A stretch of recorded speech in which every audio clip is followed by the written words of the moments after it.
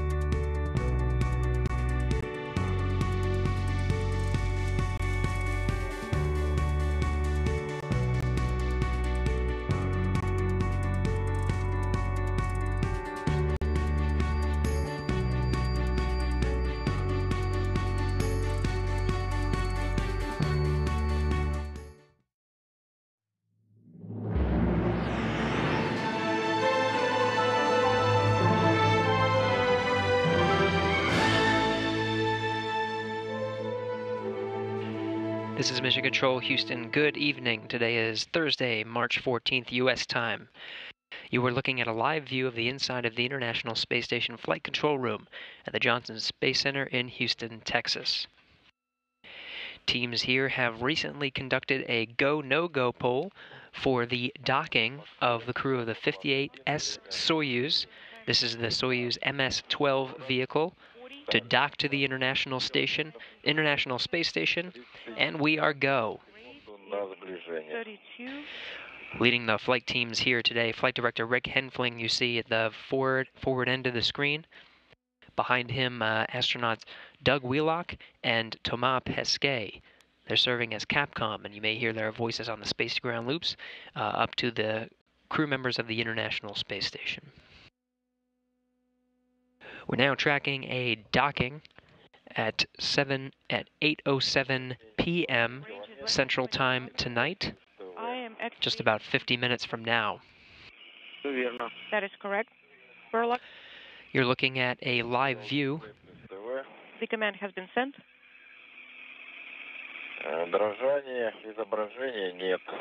The image is stable.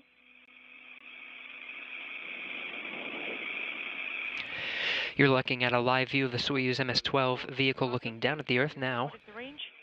The Soyuz getting some preliminary telemetry, communicating with the International Space Station, looking at just under 18 kilometers now from the space station. The space station itself just over Indonesia.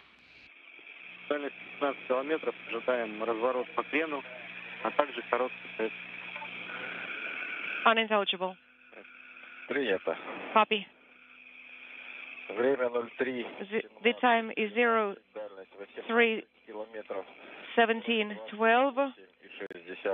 The range is 18 kilometers. The closing rate is 28.6 meters per second.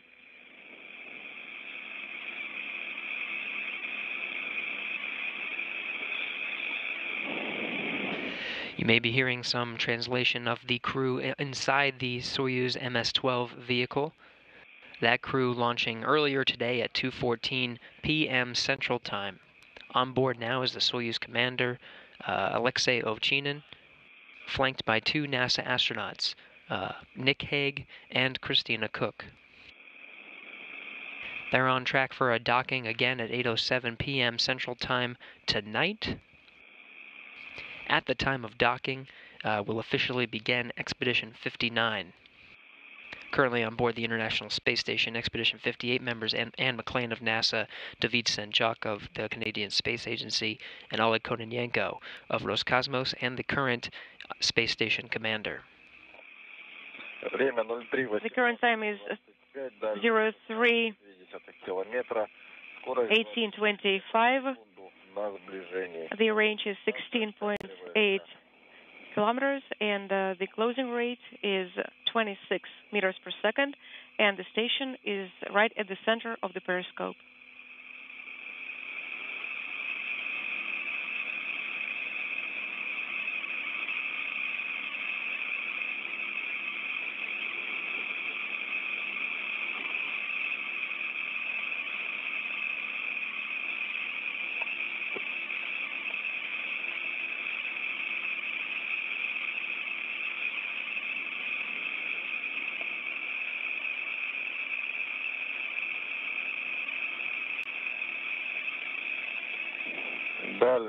The range is less than 15 kilometers.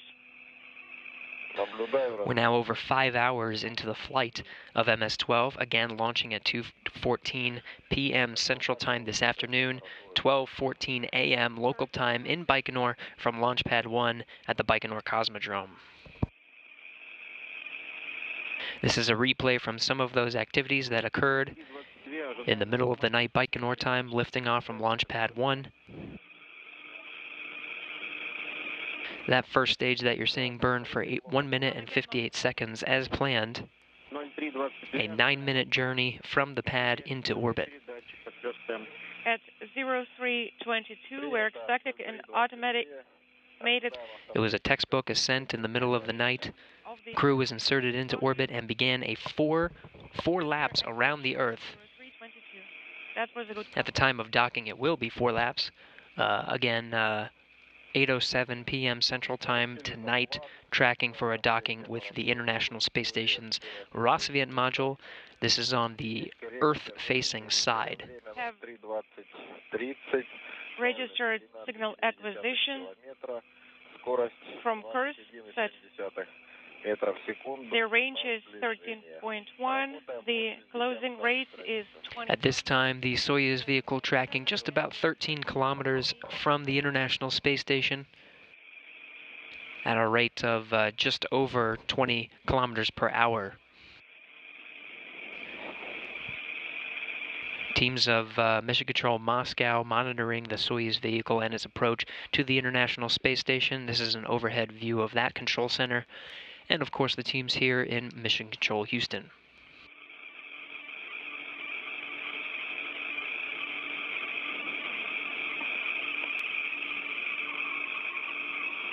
There have been a series of milestones for the vehicle itself to begin its approach into what we call prox ops here in the flight control world. There have been a series of impulse burns to get the Soyuz incrementally closer to the International Space Station.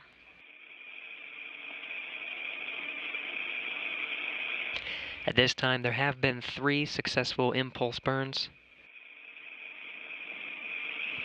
Over the next half hour or so, there will be a series of 3 more burns, total of 6. That should get the Soyuz vehicle in range to begin its series of an automatic docking sequence. That series starts with a fly-around mode, basically to position itself in front of where it is supposed to dock, the Rassvet module on the space-facing side. Then it will enter what's called a station-keeping mode.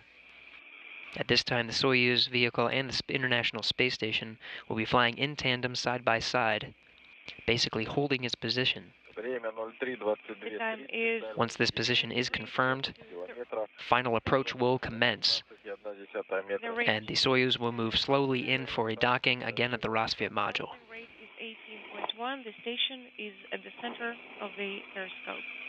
What you're looking at now is a live view from some of the high-definition external viewing cameras of the International Space Station. The space station itself, 256 statute miles, just crossing over Australia now.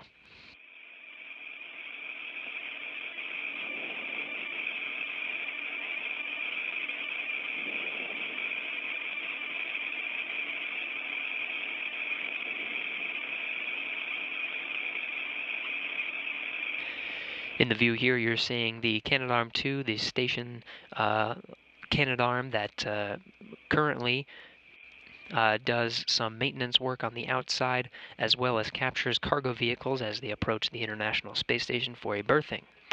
The Soyuz vehicle today will be performing a docking. No need for the Canadarm to perform a capture of that vehicle. Soyuz itself will dock to the Rassvet module, again on the space-facing side. 0323.45. The range is 9.4 kilometers, and the closing rate is 16.1 meters per second. This station is at the center of the periscope.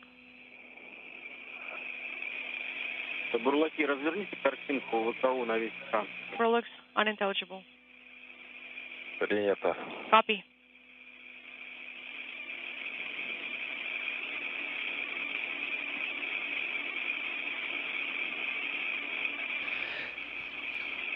Soyuz is able to communicate through the communication system of the International Space Station now. You're hearing some of the calls translated into English from the crew themselves, reading good telemetry now under 9 kilometers from the International Space Station.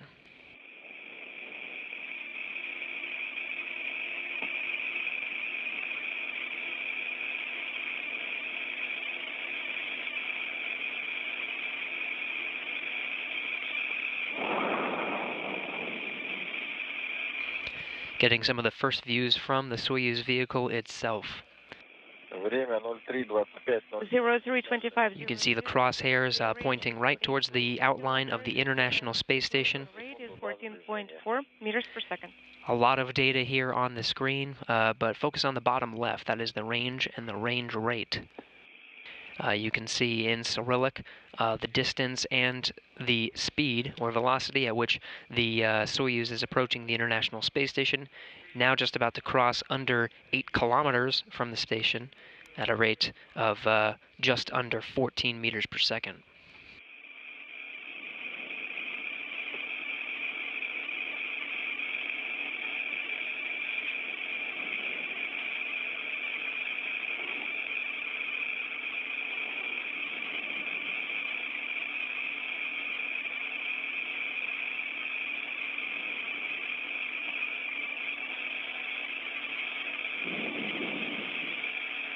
Время 03:26. 03:26:00. The range is 7.5 kilometers. The closing rate is 13.2 meters per second. We can see the station at the center of the periscope, at the center of BKO.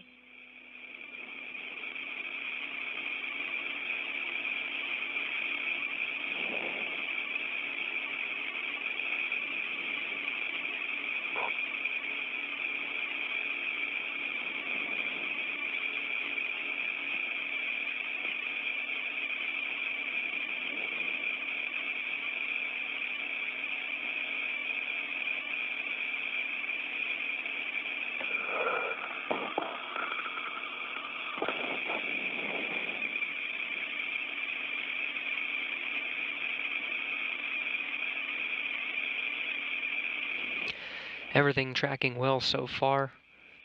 Again, the International Space Station right in the crosshairs of the Soyuz vehicle itself as it approaches just under 7 kilometers. Both the space station and the Soyuz flying right over Australia at this time.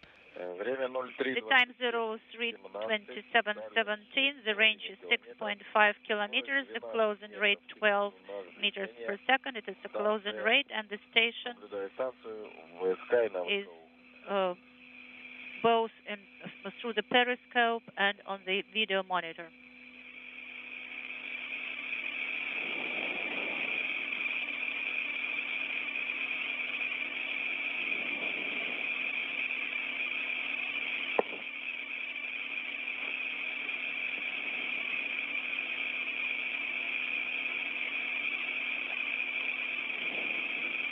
You're seeing some of the terrain from southern Australia.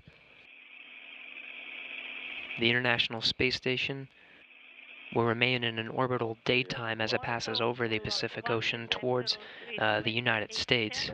The range is 5.9 kilometers, closing rate 11.3 meters per second. This station is in the center of the periscope and of the BKO monitor.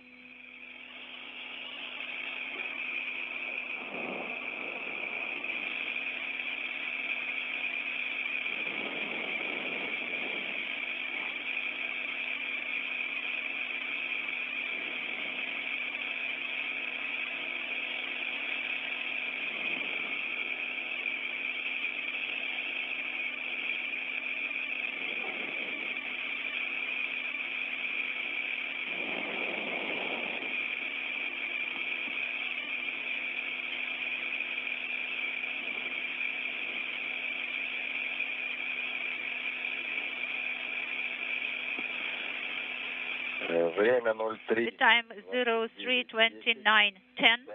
The range is 5.2 kilometers. Closing rate 10.7 meters per second. The station is in the center of the periscope and of the monitor.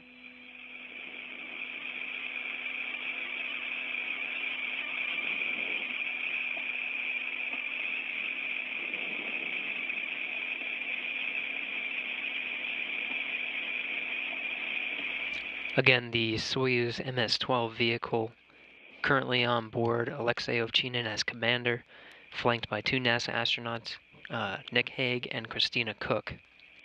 What you're seeing is an approach from the Earth-facing side towards the International Space Station, sort of pointing directly up at this point.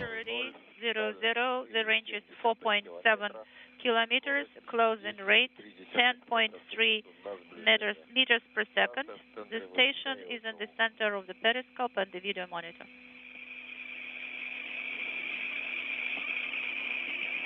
Everything looking good so far as the Soyuz is approaching at about 10 meters per second, slowing down incrementally.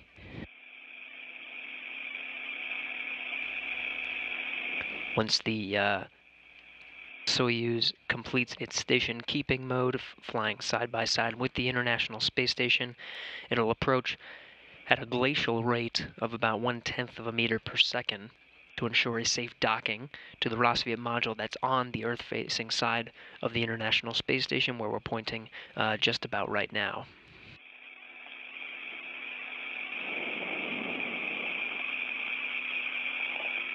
The time is 03:31:02. The range is 4 kilometers. Closing rate 9.8 meters per second.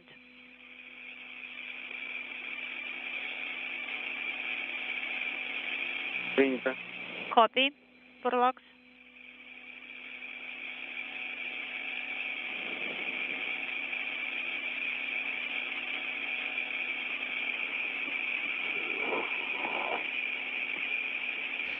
Looking forward to 3 more impulse burns. The Soyuz already completing 3 more to total 6. Once those 3 are completed, again the Soyuz will begin its fly-around mode, position itself right in front of the docking port, the Rossviet module, where it will remain for the next 6 months. The time is 03:32:00. The range is 3.5 kilometers. Closing rate 9.5 meters per second. And the station is in the center of the periscope and the video monitor.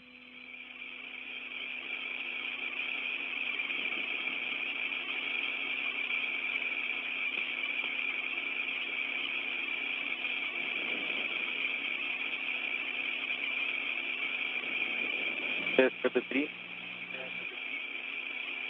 Moscow inaudible. Повторите. Could you please come again, Moscow? 03:35. 03:35. Inaudible. Copy 03:35:30. We are standing by for СКД-3. Все верно. Copy. The International Space Station now over the Tasman Sea, about 263 statute miles, right in between Australia and New Zealand.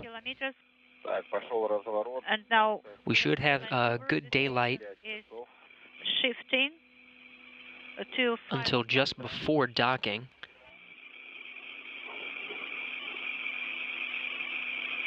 Sunset right now tracking at about 8:02 p.m. Central Time, an orbital sunset. Docking to occur just about 5 minutes later.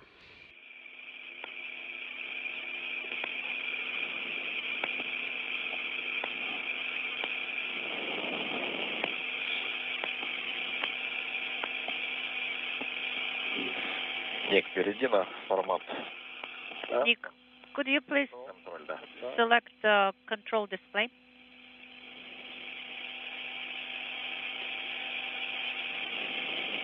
Есть готов режим слив.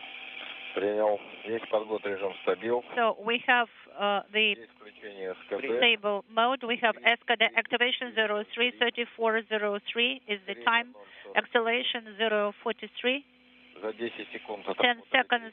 It was 33 meters. Correction, 3 meters. We have GK command 03:34:19. So 5.16 meters per second was the delta V. And passing over the southern coast of New Zealand at this time. And now we have maneuver in the opposite direction. Copy.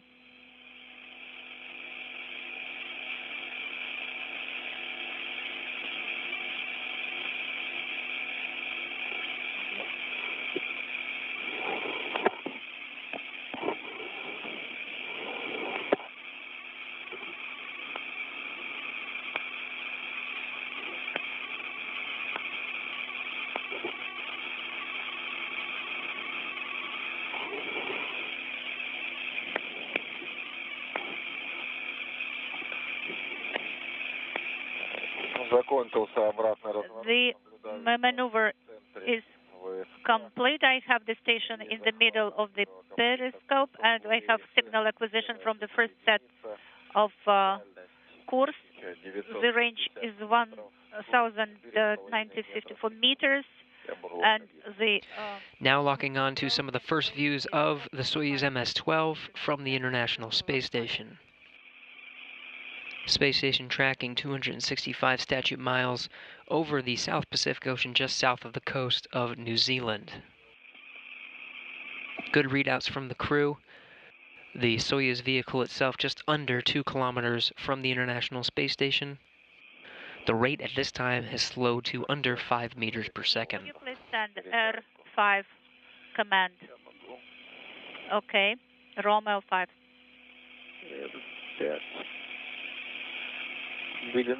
The command is sent. Send it once again. It's AGC. Yes, I have sent this command once again.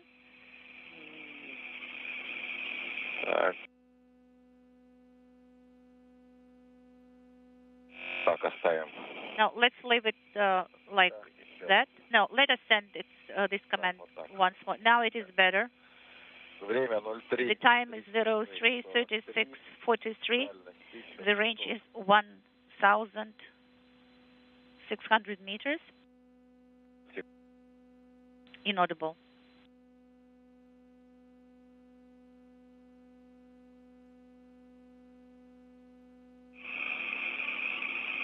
Tracking just under a half an hour from the scheduled docking time of 8:07 p.m. Central Time. Right now getting great views of the Soyuz vehicle as it approaches just under 15 kilometers from the station. These views should continue until an orbital sunset will occur just before docking, about 5 minutes before docking. The time is 0, inaudible. 317 meters, and the closing range of 4.2 meters per second. Copy. You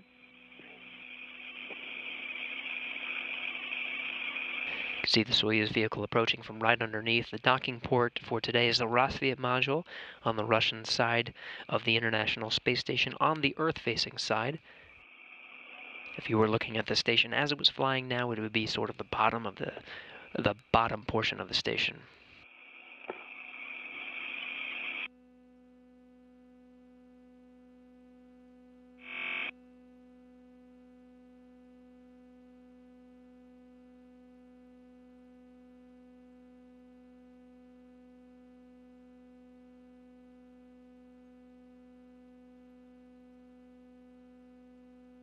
The time is 03:38:30.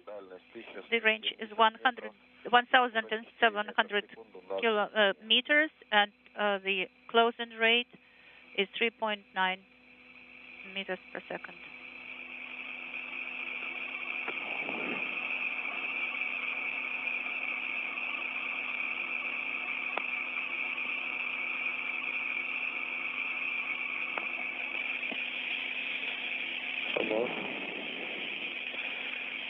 Так, идет торможение. Now there is the retrograde movement, DPO activation.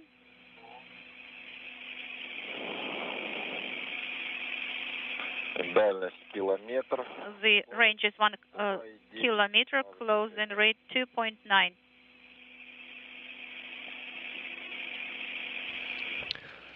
Losing some of our telemetry, our video and audio communications from the International Space Station.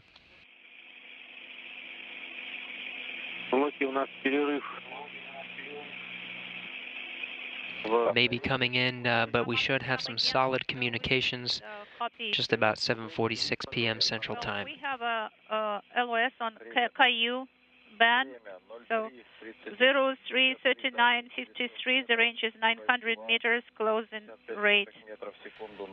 Still getting some inaudible. Decent communication from the Soyuz. And retrograde movement is still on. And DPO are on, they are firing, right?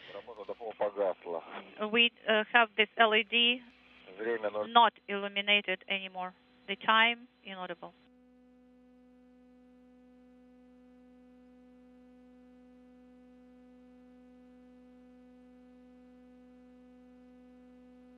So again, we may be losing communications over the next few minutes. Should get solid here in just about 6 or 7 minutes. This is a live view from the balcony of Mission Control Moscow in the city of Korolev, just outside of the city of Moscow. Flight controllers there communicating with the crew on MS-12. Soyuz MS-12 that's currently chasing down the International Space Station for docking in just about 25 minutes. The time is 03:41. Again, we were tracking 3 major impulse burns. 2 of them have already been completed. Impulses 4 and 5, Impulse 6 yet to be accomplished. After Impulse 6, we'll begin the automatic modes to dock to the International Space Station, starting with a fly-around, lining up with the Rossviet module. Is decreasing. The range is 668 meters. Closing rate. Breaking up. The DPO LED is not illuminated anymore. The time is 03:41:45. The range is 635 meters. Closing rate 1.68.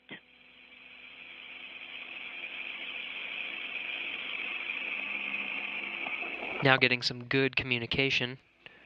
We are hearing that Impulse 6 is complete. We are receiving the image now, Burlaks. Vehicle just almost a half a kilometer away from the International Space Station,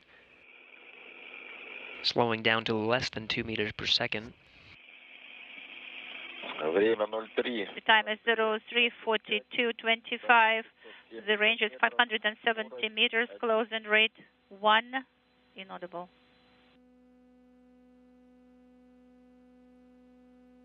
Again, communications, video and audio from the station and the crew on board MS-12 will be spotty over the next about 4 or 5 minutes.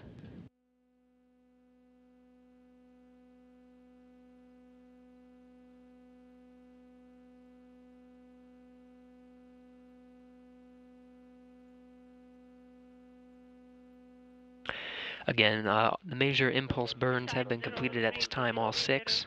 The range 560. Tracking just a few minutes until the crew begins its fly-around mode, aligning itself with the Rossviet module,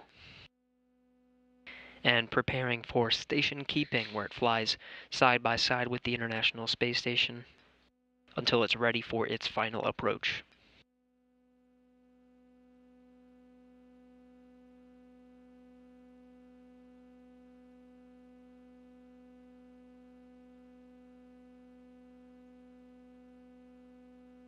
The time is 03:43:40. The range is 450 meters.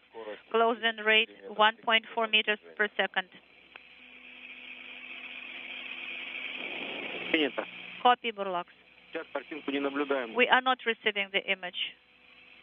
Could you please provide report? Okay, we will provide running commentary. The time is... Again, communications will be spotty over these next few minutes. In the meantime, feel free to send in some questions using the hashtag AskNASA. We'll try to answer them whenever we can. Right now we have one in from John, who's asking if the crew members of the Soyuz have time to take off their pressure suits before docking. Just after they dock, they'll perform a series of leak checks after a hard mate over the next 2 hours. It's about a 2-hour difference from the time of docking to the time of actual hatch opening and entering the vehicle. In between that time, they'll have some time to take off their suits, change into flight suits, and that's where we'll see them enter through the hatch. That hatch opening coverage, we'll start that coverage at 9:30 p.m. Central Time tonight. The time is 03:44:50. While we still have, still trying to lock on to some good video and audio from the station, we do have confirmation that the vehicle itself is now in fly-around mode. Basically, it's going to lock itself, align itself with the docking module, heading towards a station keeping mode to fly side by side with the International Space Station. The time is 03:45:20. The range is 333 meters, closing rate 08.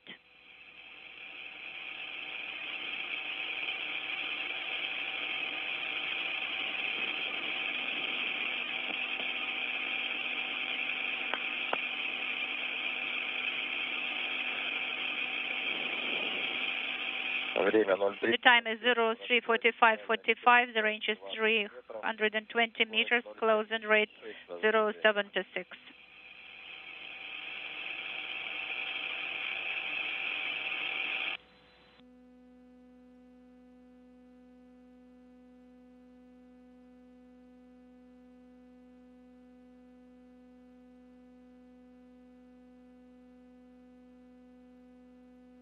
So again, that communication will be should be locking on here very shortly from the International Space Station. We'll start to get views from the space station and the Soyuz vehicle itself. But at the meantime, everything's looking good.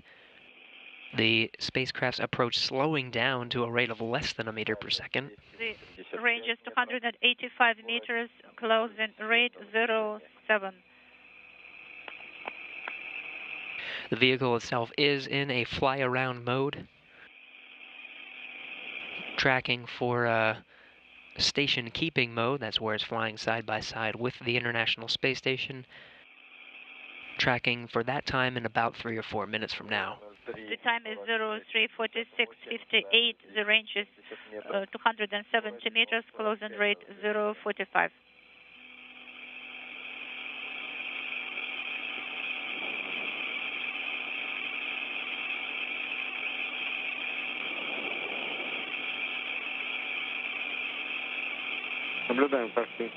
Starting to get some of those views back. Right there, you can see the structure of the International Space Station itself. The crosshairs pointing towards one of the wings on the back of the Zvezda service module on the Russian side of the International Space Station. 038.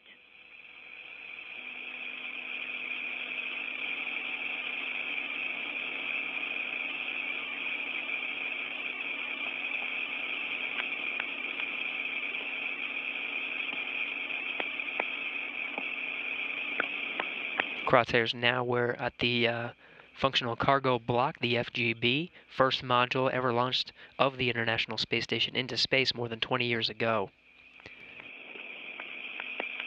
Crosshairs now pointing towards the Rossvia module. This is where the Soyuz will be docking today.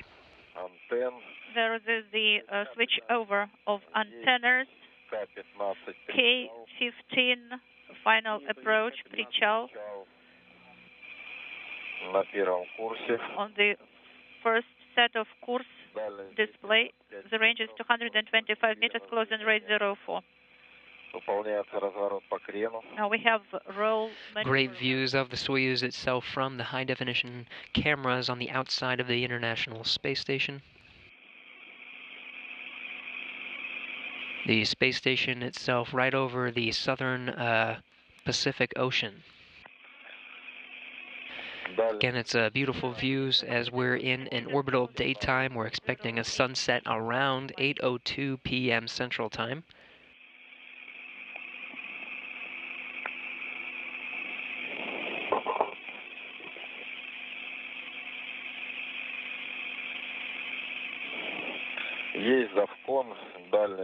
The range is 210 meters, closing rate 018. Burlak, you can see the Soyuz vehicle looking steady at this time. The vehicle itself is in station keeping mode. Copy. Just under 200 meters from the International Space Station. Everything's looking good so far. Of the periscope on Bruce, and also headlight is activated, sending S-17 command. Copy.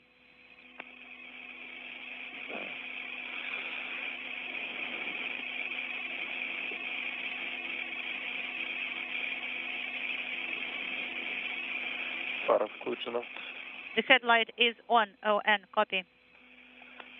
And as you can hear that confirmed, you can see it yourself from the external high-definition viewing cameras. Command. It's a go. Copy. 035024 Prichal. Command was sent.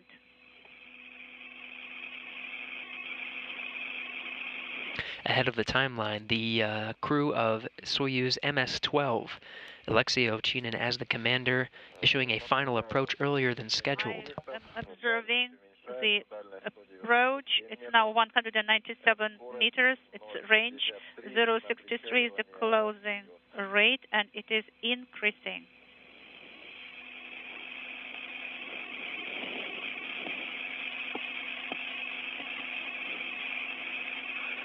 The time 035105. The range is 180 meters. Closing rate 085. I am observing the docking port on the Veska. Good reports from the crew. The Soyuz itself under 160 meters at this time. Tracking a docking a bit earlier than scheduled. We were originally looking at 8:07 p.m. Central Time. We might be actually lucky enough to see the Soyuz dock a little bit before an orbital sunset.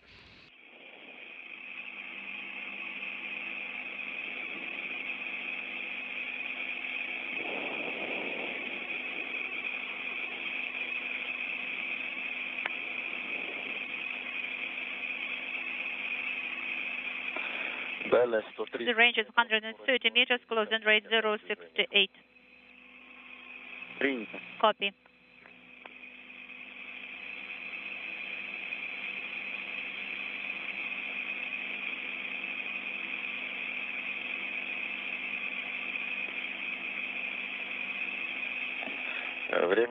The time is 035227. The range is 114 meters. Closing rate 068. Closing in at a rate of just under 0.7 meters per second. Soyuz about 100 meters away from the station at this time.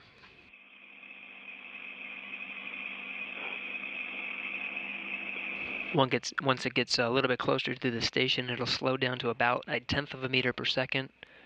It's the speed that it'll have at the time of docking. 93 meters. Closing rate 044. Slowing down to less than half a meter per second at this time. Everything looking good. Soyuz and the International Space Station about to cross the Terminator line. Still should have a little bit of sun illuminating the spacecraft.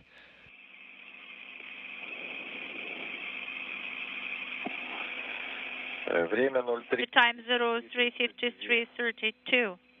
The range is 79 meters. Closing rate 034.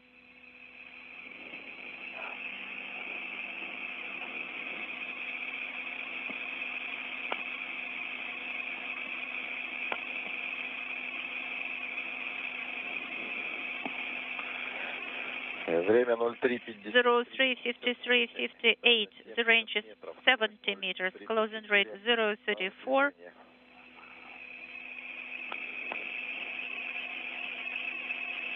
Soyuz slowing down to less than 1/3 of a meter per second at this time. Again, that final closure rate heading towards more of 1/10 of a meter per second. The time is 035428. The range is 60 meters. Closing rate 027. Right in the crosshairs there is the Rosvia module attached to the nadir or the Earth-facing side of the FGB, the Functional Cargo Block. On the Russian side, the first element of the International Space Station launched more than 20 years ago into space. The time is 035500. The range is 53 meters. Closing rate 023.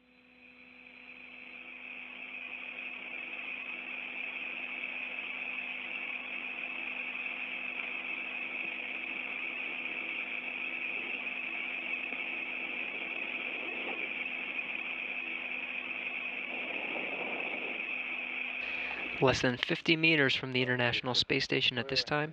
We have SSVP on the display, DS13, DS17, S11. We have SSVP docking system readiness message. Copy.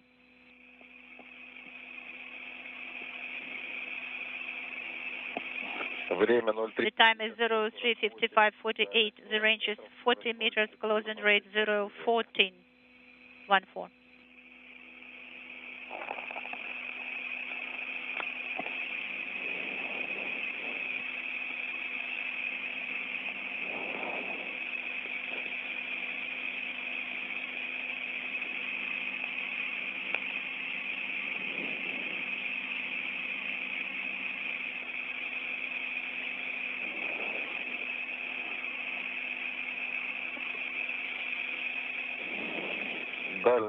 The range is 51 meters, closing rate 015.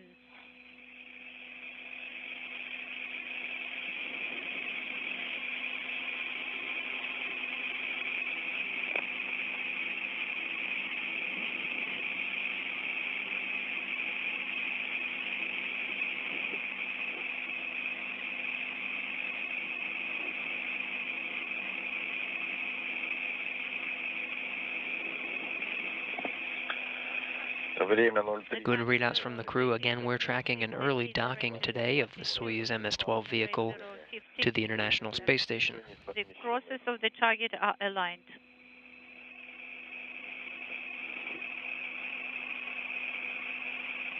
Nighttime below, but still getting a little bit of sun illuminating the spacecraft.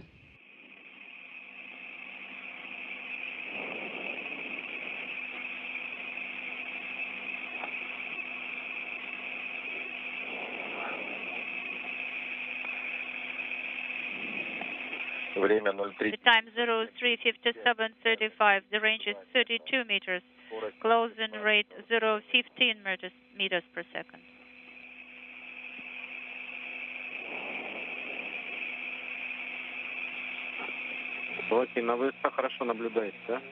So you are you're watching it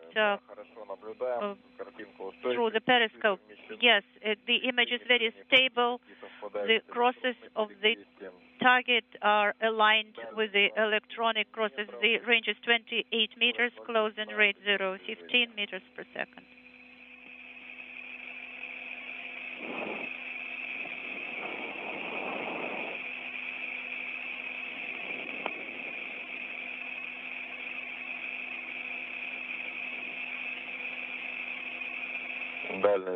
The range is 24 meters. The range is 0.11 meters per second. Now approaching that closure rate of 1/10 of a meter per second.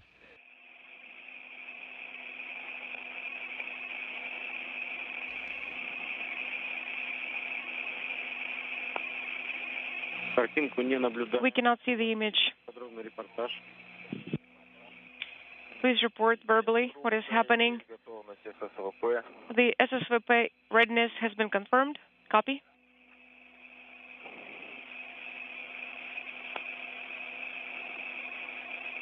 The range is 20 meters. The range is 0.11 meters per second.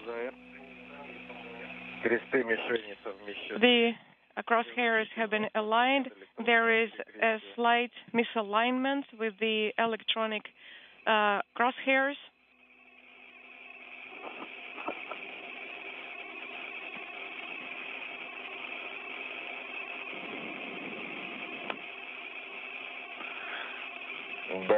The range is 15 meters. Copy.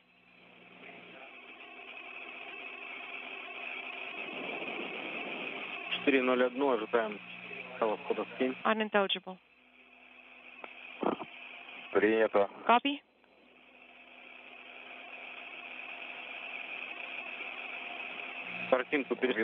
We can see the image. Visually, the range. Visually, the range is around 10 meters. The crosshairs are aligned. There is a slight misalignment with the electronic crosshairs.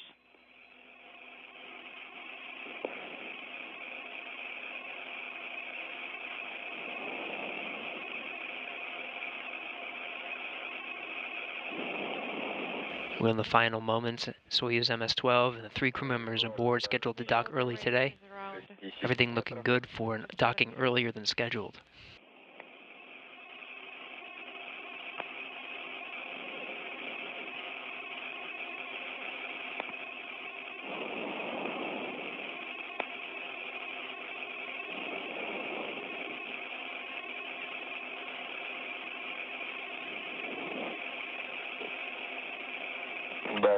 The range is around 3 to 4 meters.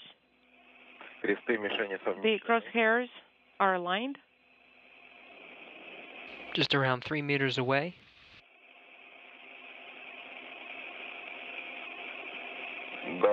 The range is around 2 meters.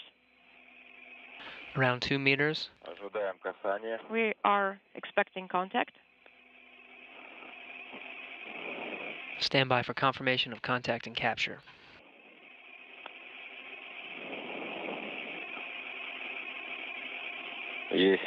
Contact is confirmed. We confirm the engaged flag and the mechanical connection flag. Docking mechanism is engaged. And you heard it there, contact and capture. 8:01 p.m. Central Time. The International Space Station at the time was 255 statute miles just west off the coast of Peru. From page 66, copy all.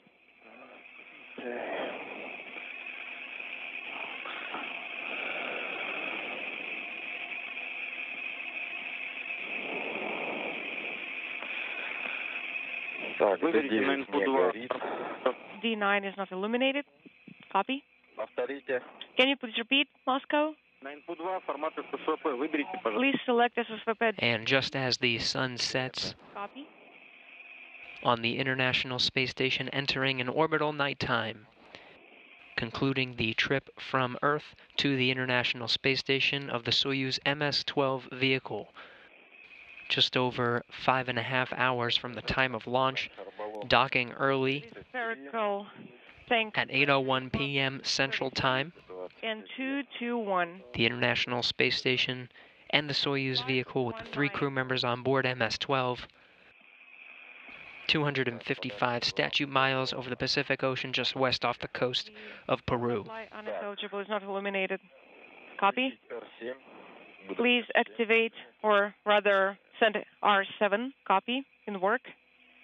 Christina, can you please retrieve the pressure gauge?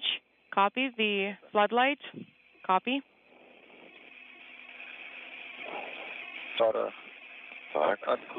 The floodlight is off. Copy.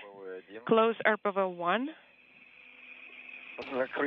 The crew of the Soyuz MS-12 working through the procedures. Now that there has been a successful contact and capture, there's a series of hooks to drive and essentially hard mate the 2 vehicles, the Soyuz MS-12 and the International Space Station. In work, we just retrieved the pressure gauge from case 350.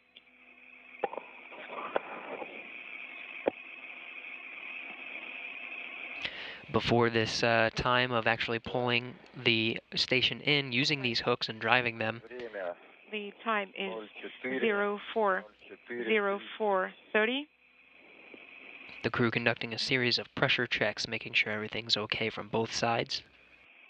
Configure the Soyuz to be pulled in and hard mated to the International Space Station. Is 818.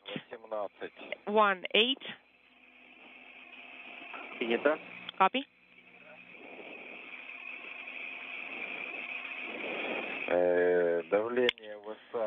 SA pressure is 813.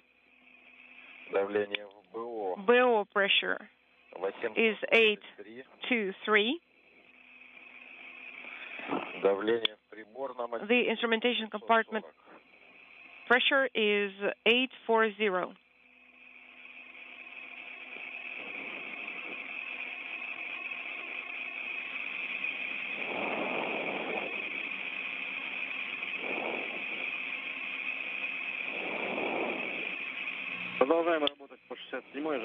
Okay, let's keep working, and this time it is page 67. Copy. I confirm the illumination of S13 display. The electrical connectors are in place, and D17 display is not illuminated.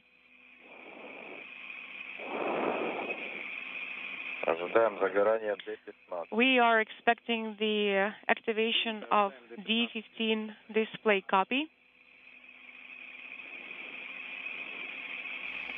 As the crew continues to work through their procedures, getting good confirmation that the hooks are driving. Again, these hooks will pull in the Soyuz vehicle to the International Space Station to hard mate it. After that, Russian counterparts on both sides of the interface, inside the station and inside the Soyuz, will conduct a series of leak checks, and then finally pressurize the compartment between the Rassvet module and the Soyuz. This whole procedure will take about 2 hours until they can finally open the hatches and greet each other on board the International Space Station. Are we go to stow root and roue handles, hand controllers in the transportation position? Yes, please stow them. Your go, copy.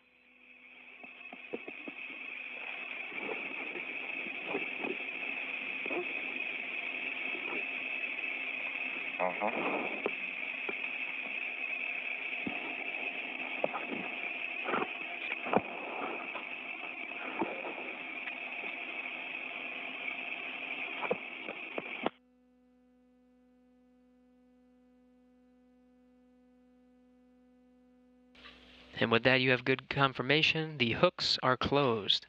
The Soyuz MS-12 and the 3 crew members inside, Nick Hague and Christina Cook of NASA, and Alexei Ovchinin of Roscosmos, and the Soyuz commander, hard mated to the International Space Station.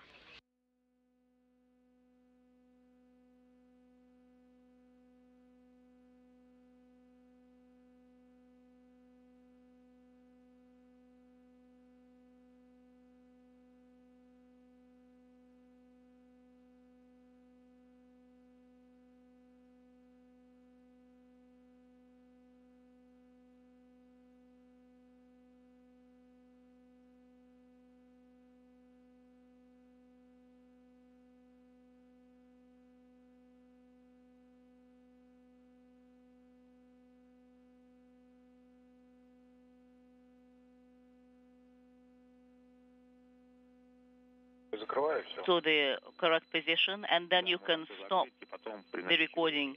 So shall I stop recording right now? Positive. Stop it now, and then when you have a chance, just send it to us via OCA. Will do.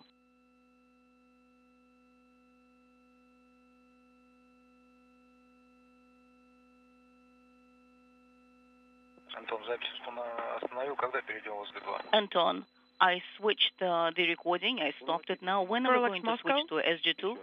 Come again, please, Oleg.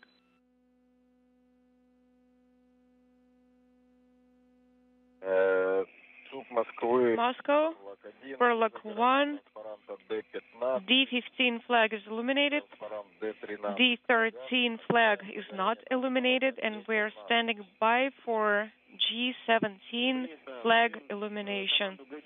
Copy, you are good. A successful journey of the crew of Soyuz MS-12 to the International Space Station, launching at 2:14 p.m. Central Time, arriving 5 hours and 47 minutes at 8:01 p.m. Central Time. A little bit earlier than scheduled, just before sunset. Still a lot of work to do for the crew.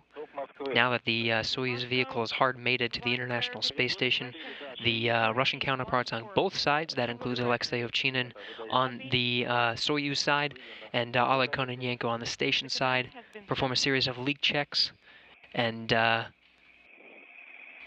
pressurize the compartment between the Rassvet and the International Space Station modules. is illuminated. In the meantime, we're going to take a short break, come back to you for the hatch opening and welcome ceremony. The crew of Expedition 59 now that the Soyuz MS-12 has docked to the International Space Station at 8:01 p.m. Central Time has officially begun. Once the hatches are open, the crew will greet each other and head over to the Russian side of the International Space Station to talk with family, friends, and heads of some of the agencies, welcoming them aboard the International Space Station for their long stay aboard the orbiting laboratory, performing hundreds of scientific experiments over the course of 2019. So again, we're going to take a short break after a successful docking of MS-12 to the International Space Station, 8:01 p.m. Central Time. Station end, the Soyuz were 255 statute miles off the Pacific Ocean just west of Peru. We're going to take a short break and come back for hatch opening coverage at 9:30 p.m. Central Time. You can watch us on Facebook.com, NASA.gov, and of course NASA TV. This is Mission Control Houston.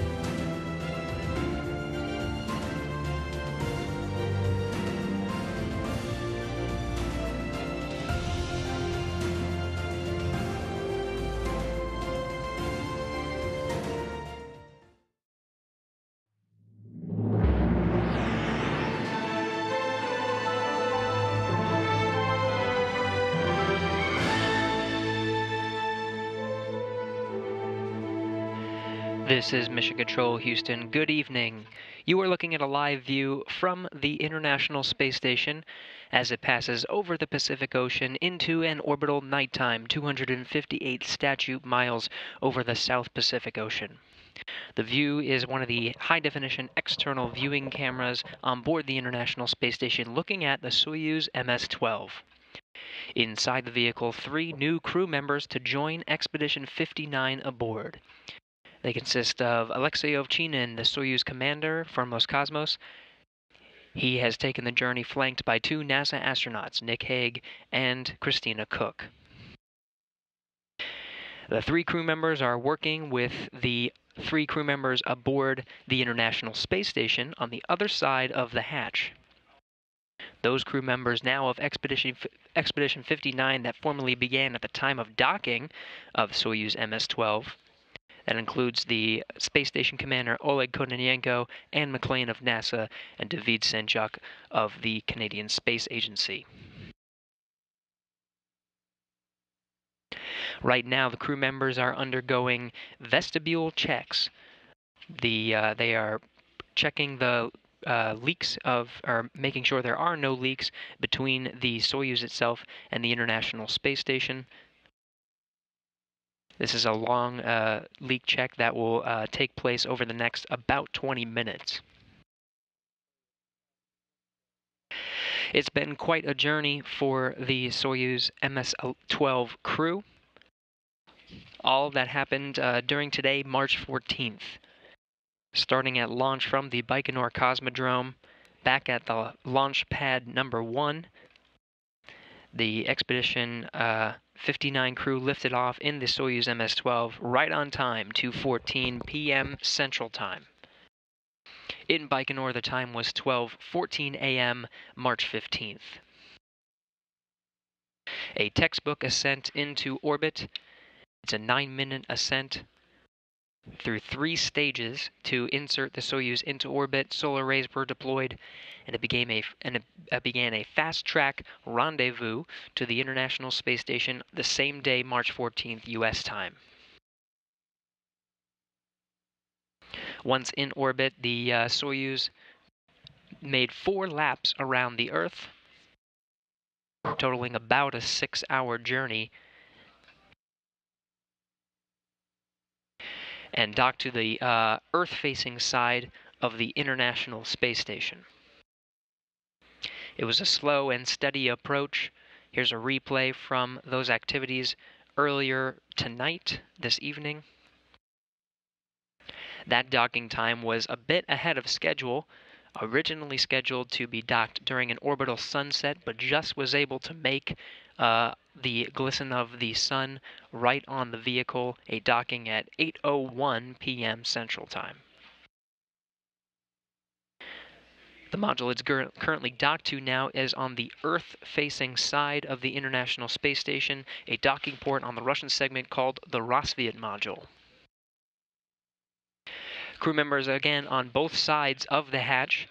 3 crew members inside the Soyuz MS-12 vehicle working with the crew aboard the International Space Station now, performing those leak checks and getting the vehicle ready to open the hatch. Again, Expedition 59 formally began at the time of docking. Now just an hour and a half into Expedition 59.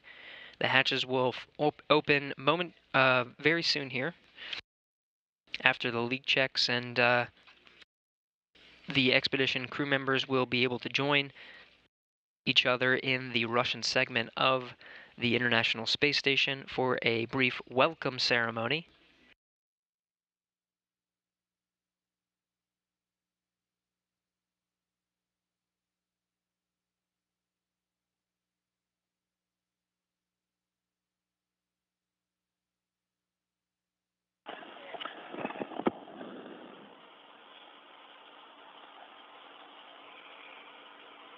This is a live balcony view from the Mission Control Center in Korolev, just outside of Moscow.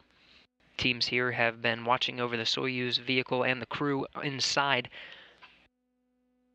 since the launch earlier today at 2:14 p.m. Central Time. Now in joint operations with flight controllers here in Mission Control Houston, who look after the systems of the International Space Station. Here in the room, the flight director leading the teams of Orbit 3, the night shift here in Mission Control Houston, Rick Henfling.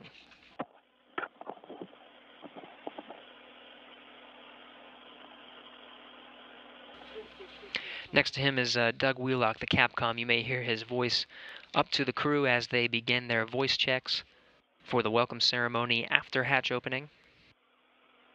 He is the voice from Mission Control Houston to the crew of Expedition 59 aboard the International Space Station.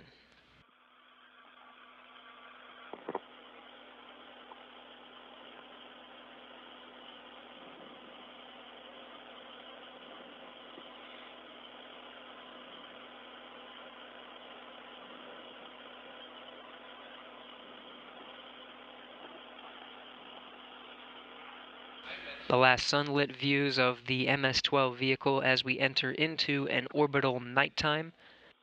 The International Space Station currently 254 statute miles over the Pacific Ocean, just west off the coast of Ecuador at this time.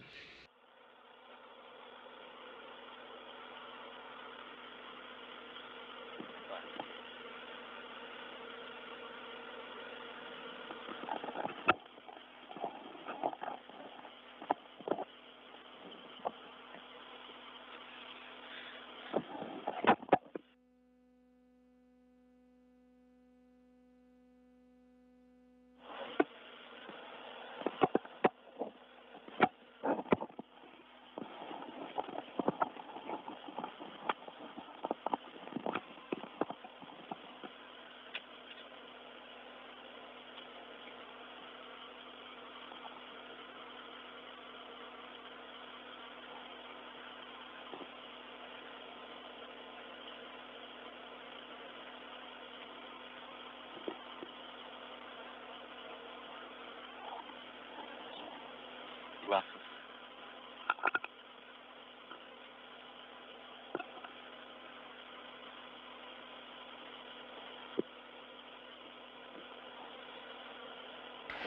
Again, the Soyuz crew of MS-12 is currently undergoing some leak checks. The pressurization of the vestibule between the two vehicles takes some time. In the meantime, please send in some questions using the hashtag AskNASA on social media as we are waiting for the pressure checks to be finalized and the hatch opened. We'll continue to take some of those questions. Right now we have a question from Suleiman, who's asking, after the Soyuz MS-12 docked successfully, why does it take so long for the hatch opening? Again, the Soyuz docked at 8:01 p.m. Central Time. That was a contact and capture. After that, the hooks drive to pull in the vehicle closer to the International Space Station and perform a hard mate. After that is a series of leak checks performed on both sides, the Soyuz side and the International Space Station side. Some of those leak checks happening right now. Just before the crew opens the hatch, the Soyuz MS-12 crew will be able to change out of their Sokol launch and entry suits that they've been wearing throughout today's flight into their flight suits. And you'll see them enter through the hatch to the International Space Station in those flight suits. They'll be wearing those during today's hatch opening or welcome ceremony.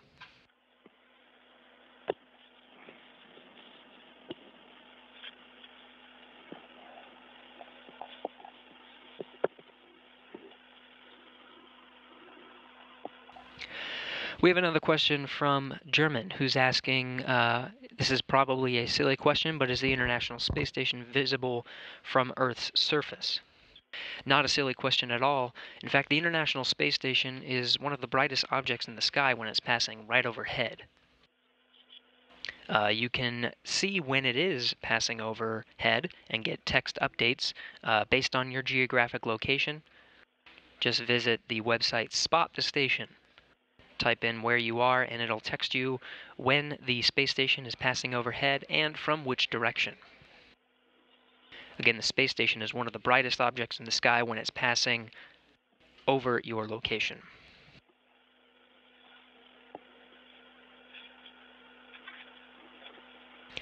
Keep sending in questions using the hashtag NASA. We have another question from Henry who's asking, how do astronauts on the space station organize their sleep patterns with no time and day? An interesting question. Even though the International Space Station experiences 16 sunrises and sunsets per day based on orbiting at 17,500 miles per hour, the space station crew operates on Greenwich Mean Time. International Space Station flight controllers here at Mission Control Houston, obviously on Central Time, but there are mission control centers all over the world. Space Station is a nice center point, Greenwich Mean Time for all mission control centers across the world.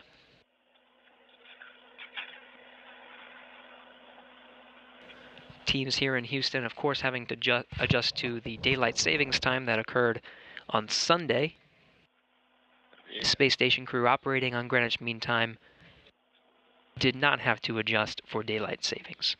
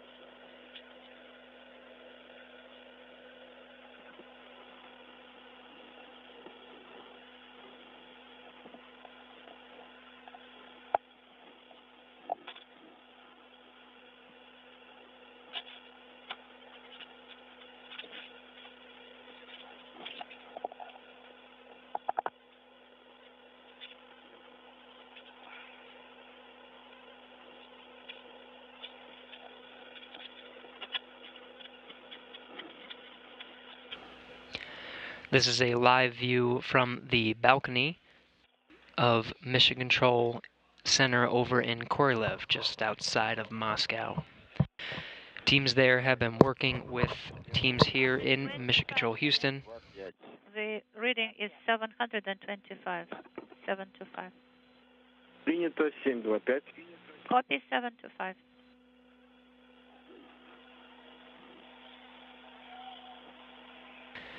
Teams in Mission Control Moscow have been working with teams here in Houston throughout the flight of Soyuz MS-12. The flight that lasted 5 hours and 47 minutes from the time of launch to the time of docking, 2:14 p.m. Central Time at the time of launch, and 8:01 p.m. Central Time at the time of docking. Currently, the team's working to pressurize the vestibule in between the Soyuz and the International Space Station and performing leak checks. That process expected to take another couple of minutes for sure. In the meantime, please keep sending in questions using the hashtag AskNASA.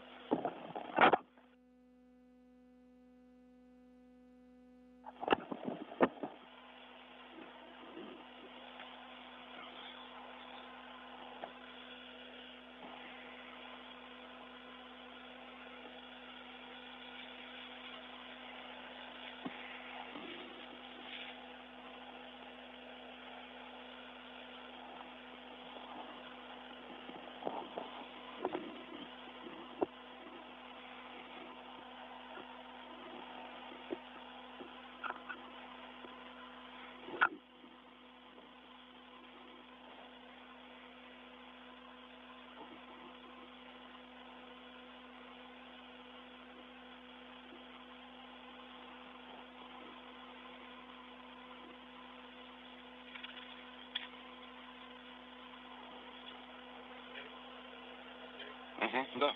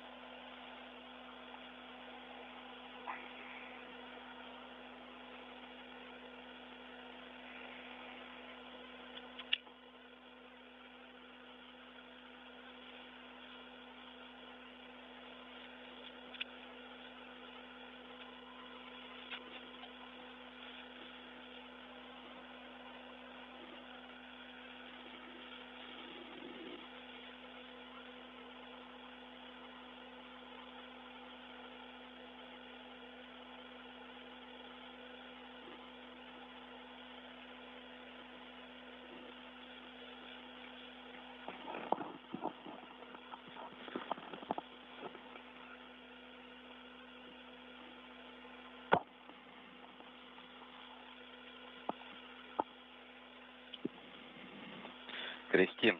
Да. Сейчас садись, наверное, на место Ника. Сейчас нужно будет Christina, РПВ закрывать. we will have to close RPV and send two commands. Could you please swap places with Nick? It will be more convenient for you. Copy.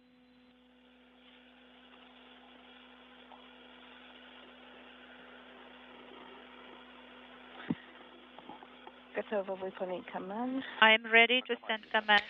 Again, we are still undergoing the pressure vestibule check. This is a long check between the Soyuz and the International Space Station. In the meantime, continue to send in your questions using the hashtag AskNASA. We have one from Dysfunctional Rover, who's asking how long the astronauts have been awake up to this point today. Of course, the International Space Station astronauts have been on Greenwich Mean Time. The reading is About 2 p.m. Greenwich Mean Time yesterday, they began a short few-hour nap, basically sleep shifting to accommodate the arrival of the Soyuz MS-12 crew. The crew themselves, of course, have been awake for a very long time, starting with the early morning operations Central Time, 9-3. culminating in a launch on time at 2:14 p.m. Central. After hatch opening, the Soyuz crew members and the International Space Station crew members will join together for a welcome ceremony. They'll conduct a quick safety briefing and then go immediately back to bed.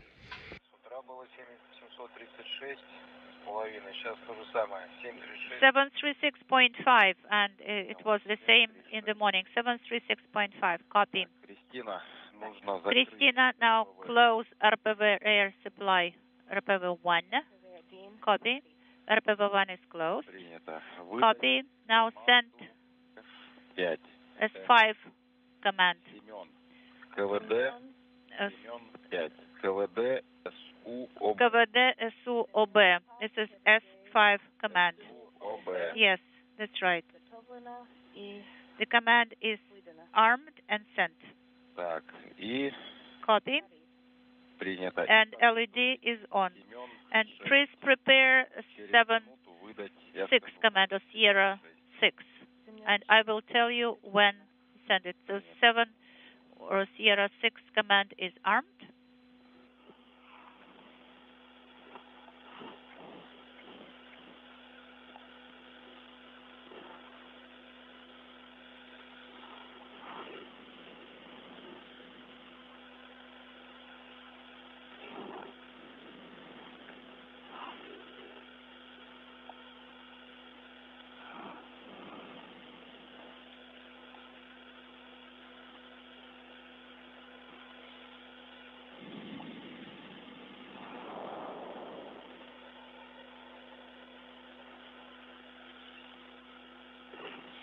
Так, готова, Кристина? Christina, are you ready to send S6 command? Yes, it's a go. The command is sent. What about LED? Is it off? OFF? Yes, it is not illuminated. Copy. Суд Москвы, мы... Moscow, Burlaks.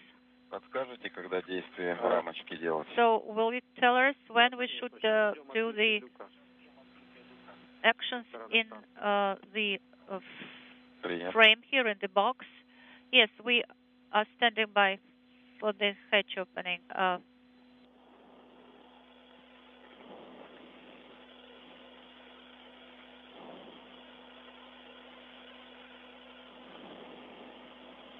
You're hearing some chatter from the inside of the Soyuz vehicle. And of course, working hand in hand with the International Space Station. At this time, the pressure vestibule check has been completed. The next step is to equalize the pressure between the Soyuz vehicle and the International Space Station.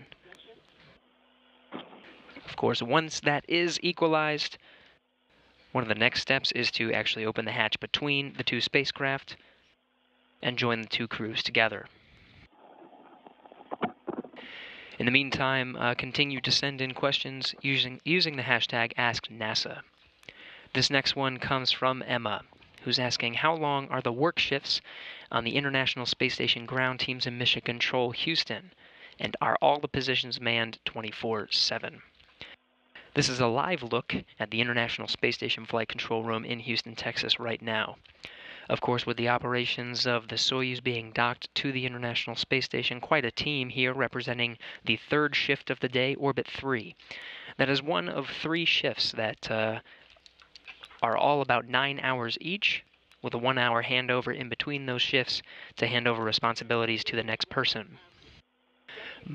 Some of these positions are positioned 24 hours a day, 7 days a week. The essential positions, like looking at the life support systems on board the International Space Station, like the actual pointing of the space station itself, and of course the flight director, who has the ultimate say here in the room. Other positions are occupied as needed. Behind Flight Director Rick Henfling is a position called the EVA console, which is staffed mainly during an actual spacewalk, or when spacewalk essential preparations are occurring. For example, when the crew is performing scrubs on their spacesuits.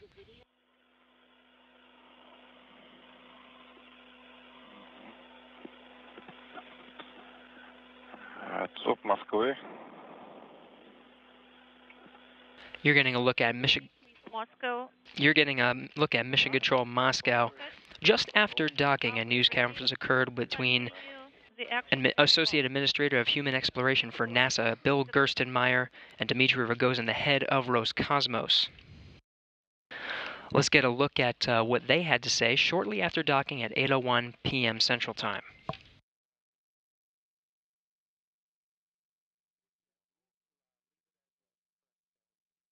Эти пару дней изменилось? Да, я думаю, что Билл ответит на этот вопрос, поскольку это касается членов его экипажа.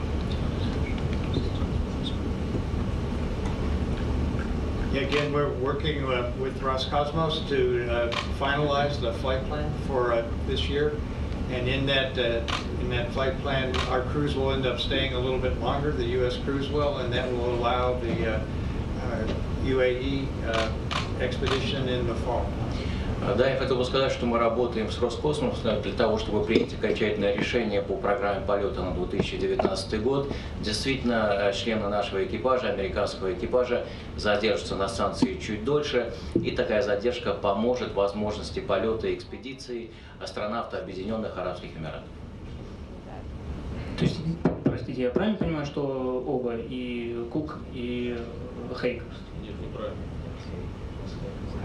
No, Christine will stay longer, and Drew Morgan will also stay longer than the 180 days. Кристин Кук задержится дольше, и Дрю Морган задержится на станции дольше. Следующий.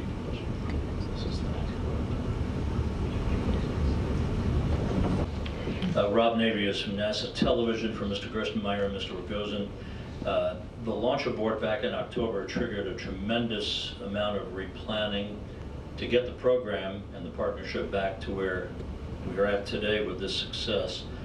I'm just wondering, though, moreover, what has the last 5 months reminded everyone about the complexity and the inherent risks of spaceflight and why this partnership works the way it does to overcome such adversity. Я хотел бы задать вопрос и господину Рогозеру, и господину Герценмайеру, когда у нас возникла нештатная ситуация в рамках запуска в октябре. Действительно, нужно было проделать огромное количество работы и для программы, и для этого партнерства, с тем, чтобы сегодня успешно провести эти операции. Я хотел бы задать вопрос, что заставили эти последние 5 месяцев подумать вам по поводу того, насколько высоки риски в этой работе, которой мы занимаемся, и как успешно мы можем их проводить, работая вместе в рамках данного партнерства. Okay, I'll start. I would say, first of all, this is a tremendous demonstration of how well we can work together as partners. We first had to identify what the problem was that caused the abort back in October, and then we had to both convince folks in the United States and also here in Russia that it was safe to go back to fly in December. Позвольте мне начать. Я хотел бы сказать, что сначала нам нужно было разобраться, в чем же заключалась проблема, которая привела к такой нештатной ситуации, а затем, работая вместе, мы и здесь, в Российской Федерации, и в Соединенных Штатах, поняв причину, которая привела к такому результату, должны были убедить всех людей в обеих странах, как нам двигаться дальше. And that wasn't an easy technical discussion, but we worked together very closely, very carefully together. We shared data back and forth, so we both knew what the failure was, and we knew it was safe to go return to flight just several within a month almost, or 2 months of the accident. Я хотел бы сказать, что проделали мы это успешно, и уже в течение месяца мы прекрасно понимали, какая проблема у нас была, которая привела к такому результату. Then today you get to see those same 2 crew go fly the space station, and that's a pretty amazing and pretty special event. И сегодня вы видели, что астронавт и космонавт, которые летели в октябре, сегодня полетели опять на Международную космическую станцию, и это действительно великолепное, прекрасное достижение.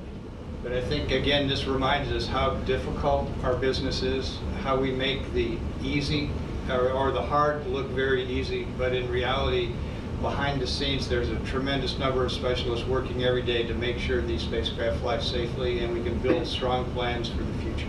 Я хотел бы сказать, что действительно такие примеры, они показывают, насколько трудна наша работа. Мы ее проделываем и показываем людям, что она проста, но на самом деле она очень сложна. Огромное количество специалистов работают для того, чтобы мы могли достичь такой результат, чтобы мы летали безопасно и чтобы у нас были прекрасные, понятные планы на будущее. We also talked here in Baikonur, as we go forward and we bring on the new crew vehicles for the United States, we would like to have cosmonauts fly on those vehicles, and we want to have our astronauts continue to fly on the Soyuz vehicle. И мы на Байконуре провели обсуждение, и мы обсуждали то, как готовятся американские корабли к будущим полетам. Мы обсудили наше желание с тем, чтобы российские космонавты летали на этих новых американских кораблях, а со своей стороны мы хотели бы, чтобы американские астронавты продолжали летать на Союзах.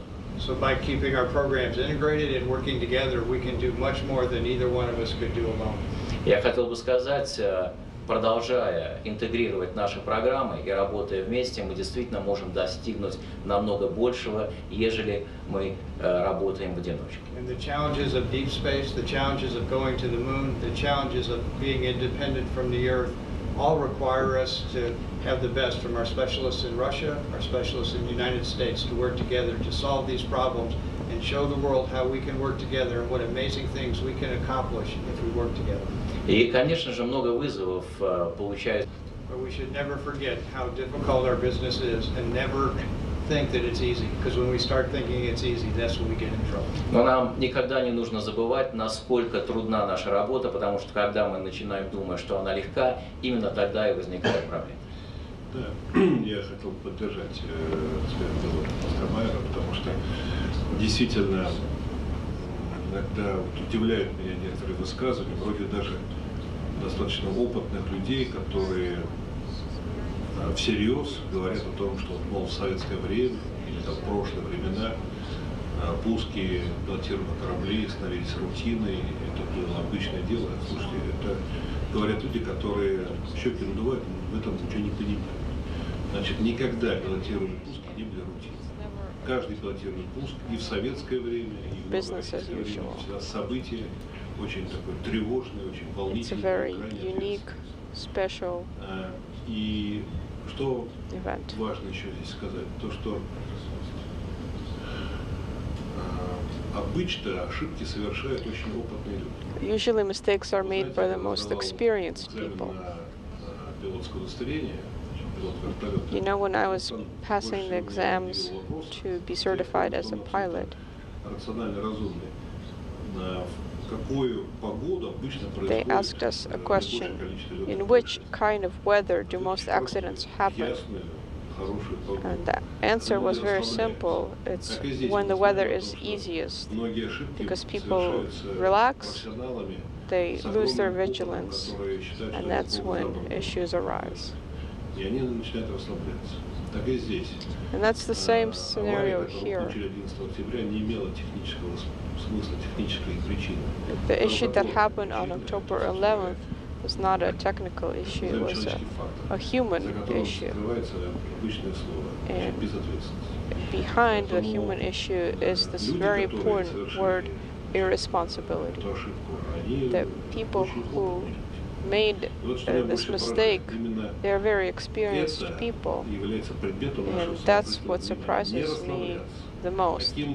And so we need to remember to never relax, to never take it easy, to always remember that what you do has critical consequences. Your work affects not only the possibility of loss of money and resources, but human life.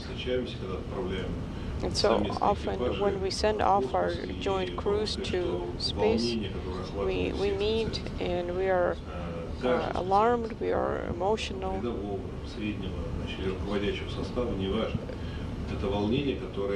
Everyone is on high alert, and everyone should be on high alert, because that is an indication of your high level of professionalism and experience. So it will never be a routine thing to launch man into space. I will also confirm what we discussed with NASA management. After we certify the new manned vehicles that are being prepared by the US side, we will maintain the principles of our interaction and of our partnership with the US side. Even as we fly on US vehicles, we decided to maintain our close relationship even as we move into this new era, the arrival of new American commercial vehicles. The appearance of commercial vehicles means that now we have more options, we have possible alternatives, which is critically important and useful for effective and safe flights. And so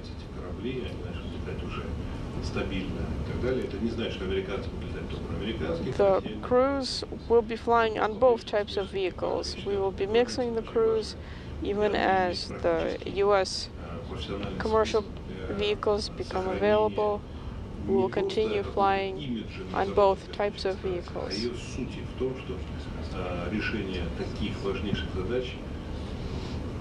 The main idea is that high-level important decisions should be made jointly, and that will continue on into the future. This is very important.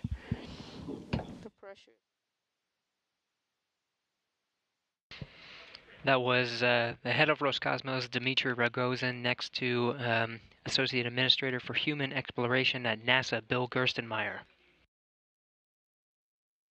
Right now you see the crew of Expedition 58. This is a live view inside the Rassvet module on board the International Space Station. Towards the front of the camera, Canadian Space Agency astronaut David Saint-Jacques. In the middle, NASA astronaut Anne McClain. And right next to the hatch, Expedition 59 Commander Oleg Kononenko. The hatch between the Soyuz and the International Space Station on the International Space Station side has been opened. What you're seeing now is the hatch of the Soyuz itself. Verifying that Christina Koch, who is currently on board Soyuz MS-12, will have a longer stay on board the International Space Station to accommodate some of the flights of United Arab Emirates astronauts. And of course, Drew Morgan will extend his stay on the International Space Station. He's scheduled to launch this summer.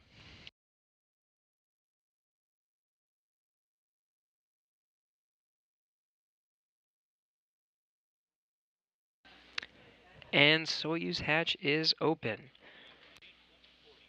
10:07 p.m. Central Time.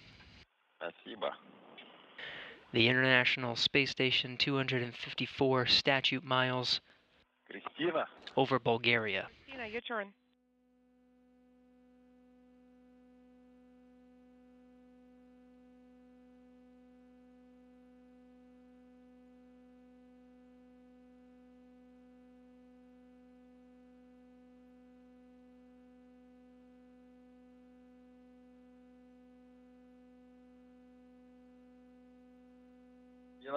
You're seeing the first views of the Soyuz MS-12 crew from the inside of the International Space Station, looking down through the hatch at Soyuz MS-12.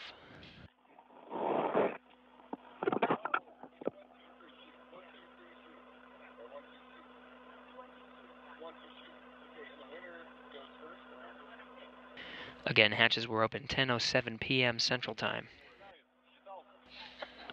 Alexei Ovchinin, commander of Soyuz MS-12, poking his head in. Again, they have changed out of their Sokol launch and entry suits into flight suits before they enter into the International Space Station for the first time. Alexei Ovchinin, of course, a former resident of the International Space Station.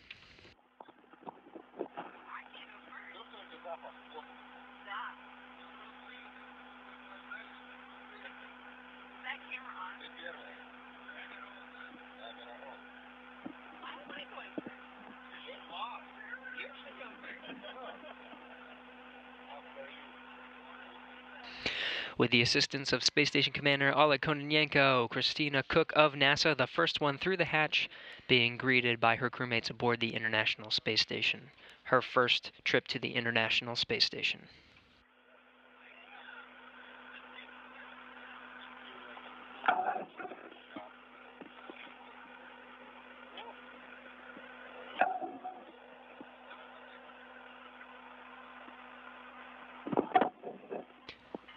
Nick Hague of NASA, the next one through the hatch.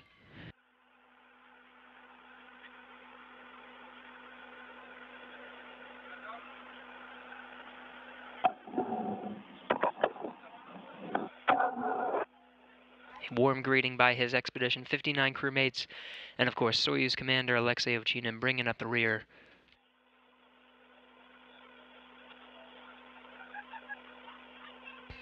His second time aboard the International Space Station.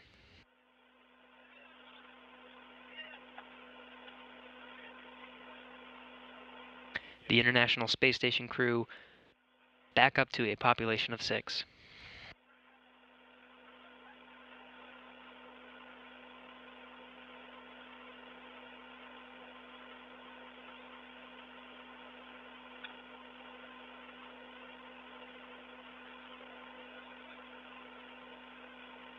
Expedition 59 Commander Oleg Kononenko with Soyuz Commander Alexei Ovchinin. Ovchinin will assume command from Kononenko for Expedition 60.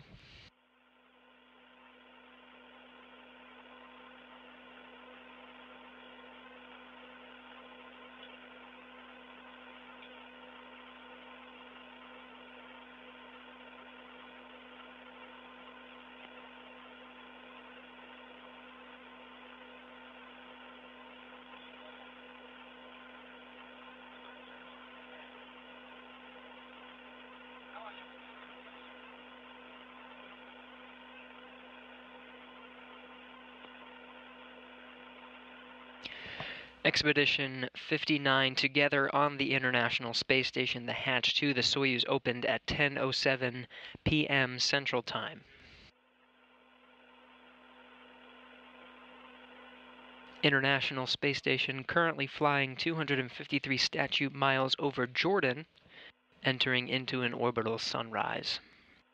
The next thing to look forward to, the Expedition 59 crew members will gather in the Russian segment of the International Space Station and called down for a welcome ceremony, talking with friends, family, and members of space agencies.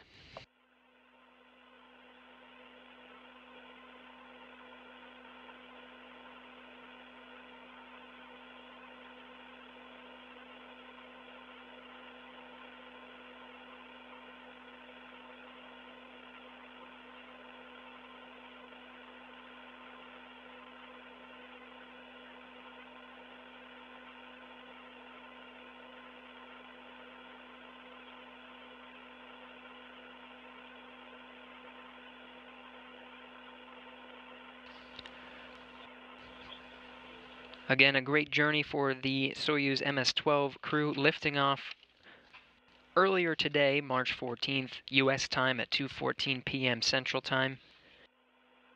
5 hours, 47 minutes later, docking to the International Space Station's Rotsviet module, which you're seeing in a live view right now at 8:01 p.m. Central Time. Just over 2 hours later, hatch to the Soyuz, revealing the Soyuz crew and joining Expedition 59 at 10:07 p.m. Central Time. You just heard a news conference that occurred after docking during today's hatch opening coverage. Associate Administrator for Human Exploration of NASA and the head of Roscosmos, Dmitry Rogozin, confirming that Christina Koch is to stay longer aboard the International Space Station, as well as Drew Morgan, set to launch to the space station this summer. In addition, they announced continued cooperation to fly on the Soyuz vehicle and commercial crew vehicles together for the foreseeable future. Cooperation of both space agencies. Now getting a live view from the Russian segment of the International Space Station, standing by for a welcome ceremony as the Expedition 59 crew now all together.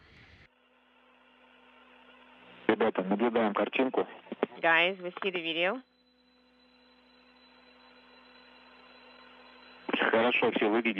You all look very good.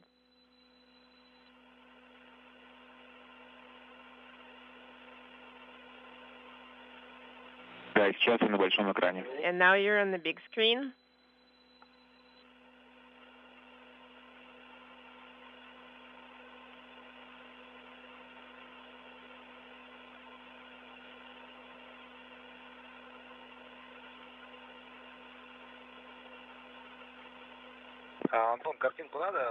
Anton, do we need to adjust the video image in any way or not? It actually looks very good. It's a very good angle. Well, Christine can move up a little bit. She is a little bit behind the laptop.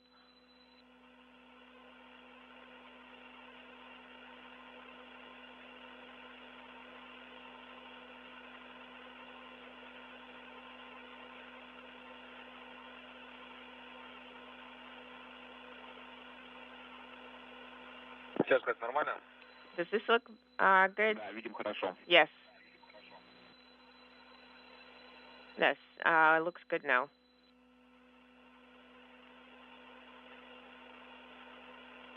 Does it look good?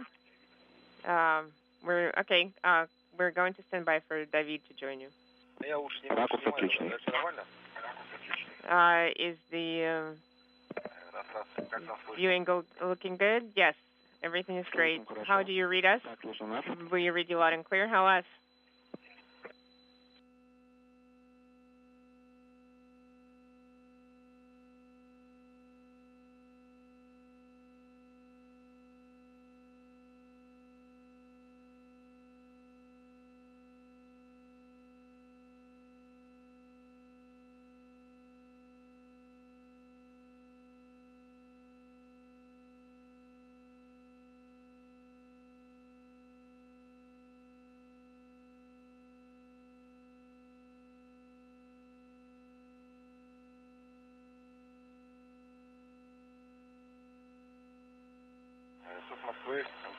MCC Moscow ISS and Space to Ground 1. We hear you on Space to Ground 1, but there is a little gap in coverage on KU band. We're expecting the video to come back on within a few minutes.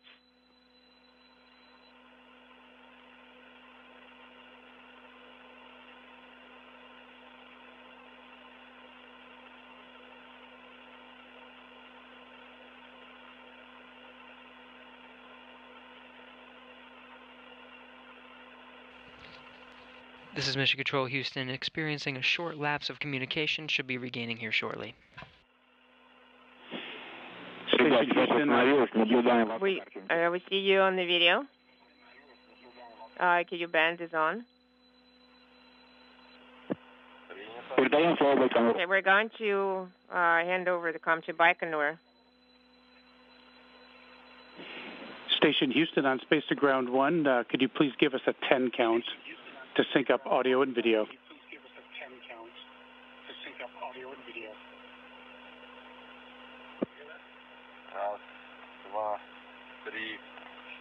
2, 3, 4.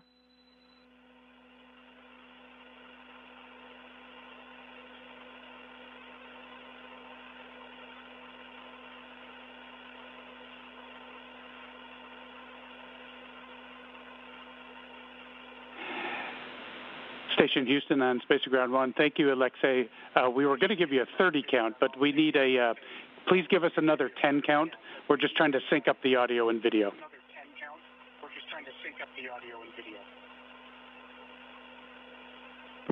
1, 2, 3, 4, 5, 6, 7, 8, 9, 10. Okay.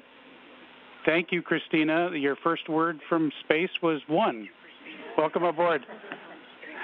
Welcome aboard. And station, this is Houston. Are you guys ready for the event?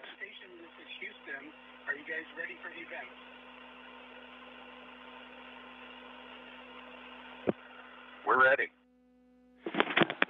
Awesome. Baikonur, this is Mission Control Houston. Please call the station for a voice check.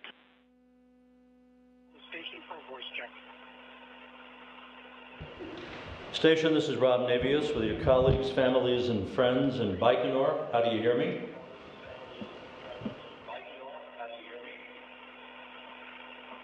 Yeah, Rob, the station's got you loud and clear.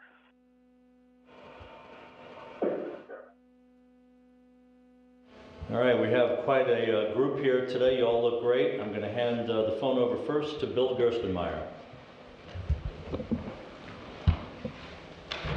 Great. Thank you, Rob. It's great to see all 6 of you on orbit, especially Alexei and Nick. It's extra special to see you on orbit. It's hard to believe that you and Christine, I just saw you on the launch pad just several moments ago. It almost seems like, and here you are on board Space Station. But it's awesome to see you all on station. Enjoy your time on station, and I'll keep it short so you can have time with your family and friends. So enjoy station. Thank you for all your work that you're doing for NASA. The teams down here are ready to support you for a great expedition.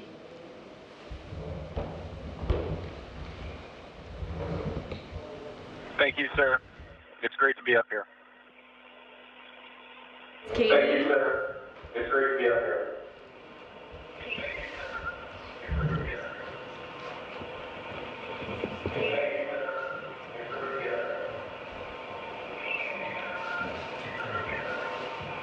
Hey Nick, it's Katie.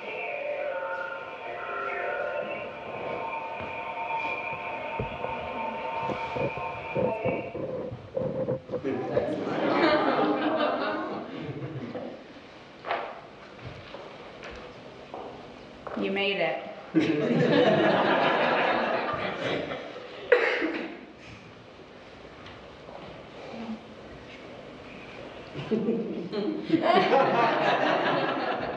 Life is infinitely better than the last one.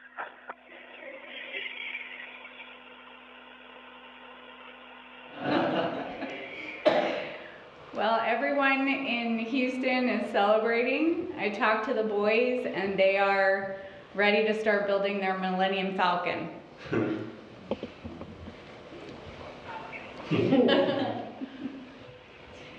And you've got lots. This is on to see if they can get it done before I get home.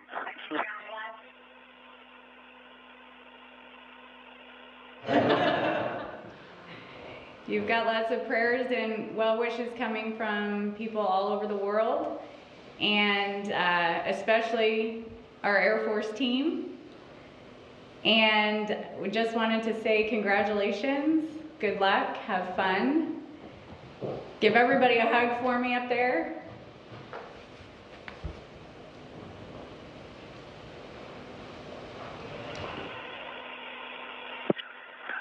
I will. I love you.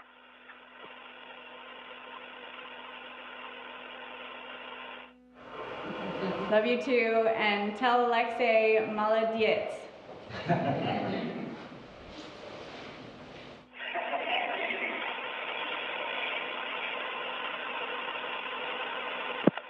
Спасибо.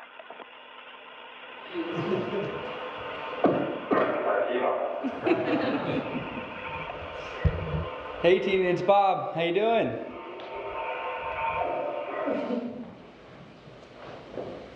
Great to hear from you.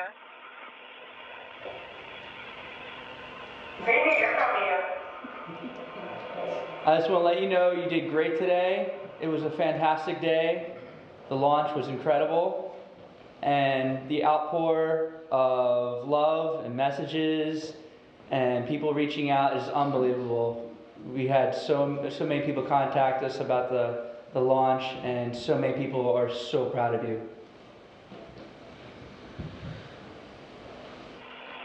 Well, thank you so much. I owe a lot to the support of you all, and also the huge team of people that worked at NASA and Roscosmos to get us all here. So thank you. It means so much to get your support and to have you guys there in Baikonur.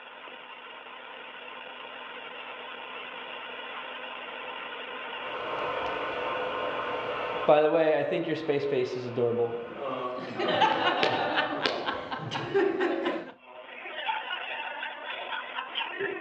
I haven't even seen my space base yet, so we'll see. Thank you.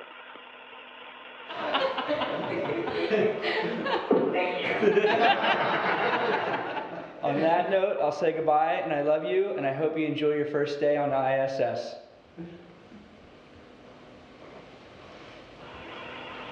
Thank you so much. I love you too.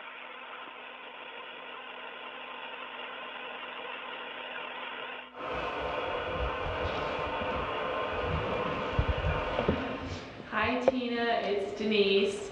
I'm so happy for you and excited getting to see your face when the hatch opened and you came on board was incredible. Just, you could see the thrill of it all on your face, and it was so wonderful.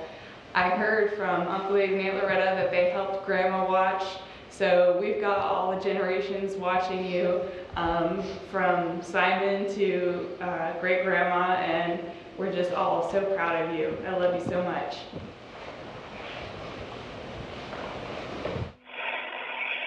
Thank you so much, Denise. That means the world, knowing that, you know, the woman that inspired me to work hard, and also your daughter, who I hope to inspire one day, we're all there watching. So thank you for that message.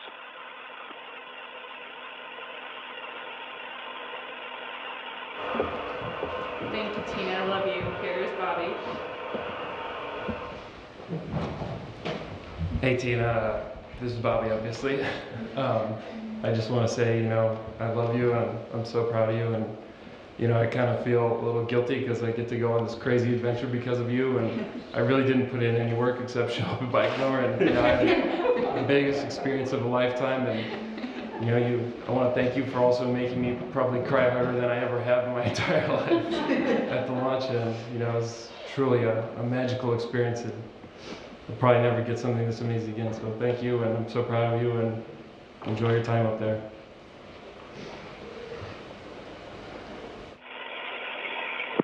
Thank you so much, Bobby.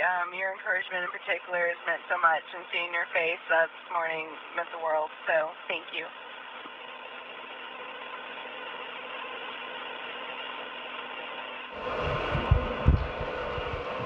Hey Tina, it's Diavion. You know, we've been on so many adventures together, and I just want to thank you for giving me the opportunity to be on this adventure with you. And I'm gonna miss you more than anything in the world, and I will be waiting for you when you get back. And I love you so much. I love you too, Diavion, and even though you're not here with me in person, you are in my heart, and I can't wait to see you again one day.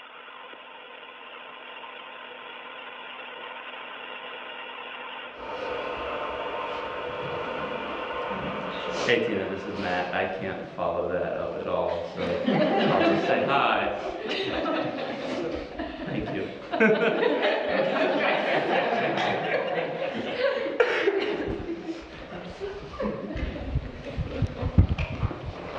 Hi Tina, it's Chrissy. I'm so happy to see you. I just wish you the best, and I'm so proud of you, and love you so much. So we are about to conclude the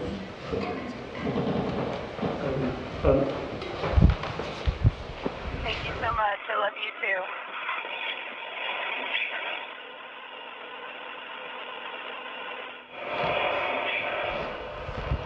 Hi Tina, this is Ron. Just wanted to say how proud we are and how much we all love you. Great job, and we'll be watching all your activities and all your accomplishments in space and look forward to your return. We love you.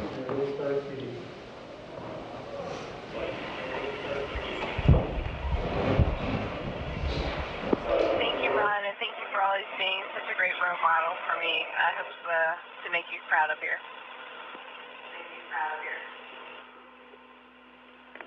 Hey, Teen, it's Char. Thanks so much for inviting me to come along and have a new launch family and have so much fun at Camp Kazakhstan. And I'm going to miss these guys, and we had so much fun the whole time, and I have never been more proud in my life and never been more awed in my life watching that rocket leave the Earth. I'm so proud of you. I've loved you for 30 years, still do. And you've got a whole school, Indianola Informal, cheering you on. And I'll have lots of questions from the kids for you. Love you. Thanks, Charlie. Love you too. Thanks for being my best friend for 30 years and for being here today. Hey, Tina, it's Joy. I'm so glad to see you happy and safe up there. Just know you have friends from all around and many fellow Polies who have followed your journey, and we're all so happy for you. I'm so glad you have dreamed big and have followed those dreams all the way.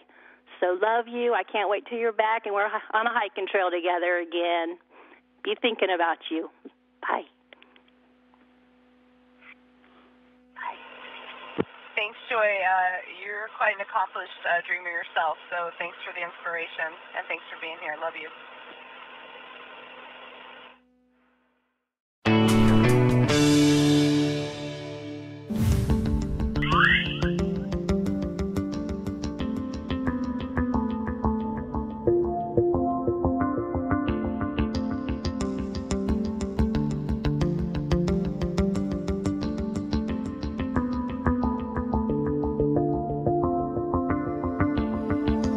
Anxiously awaiting that. Love you. Love you. Thanks, Myrna and Joy. It means a lot to have you guys here. Having been a winter at the South Pole together, you guys sort of taught me how to love life doing science on the frontier. So it's amazing to have you here.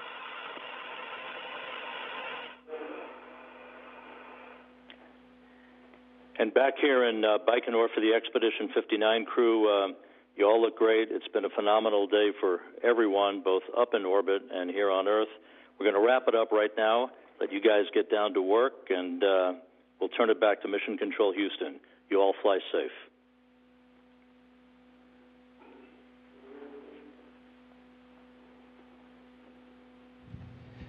Station, this is Houston ACR. That concludes the event.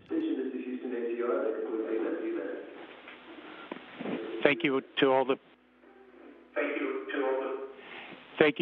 participants in Baikonur, and Rob, thanks for facilitating there.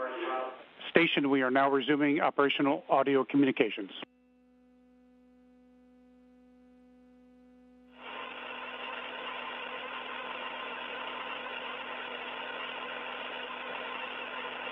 Ребята, все, твой репортаж закончен. Большое спасибо. Убираем вас картинки.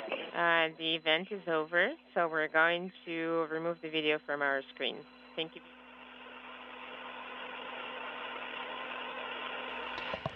That was the crew of Expedition 59 all together. NASA's Nick Hague and Christina Koch and Soyuz Commander Alexei Ovchinin joined the Expedition 59 crew currently aboard. Commander Oleg Koronenko, Anne McLean of NASA, and David St. Jacques of the Canadian Space Agency. Алло, прости, Алексей, я про тебя говорю. At the conclusion of the welcome ceremony, crew's next task is, at least for some of them, to eat a midday meal, have a quick safety briefing, and then prepare for their sleep. It's been a long day for the crew on both sides, the Soyuz MS-12 crew and the International Space Station crew.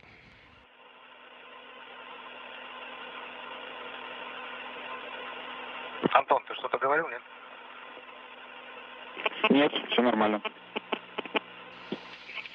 To recap, the Soyuz MS-12 lifted off from the Baikonur Cosmodrome at launch pad number 1 at 2:14 p.m. Central Time, March 14th.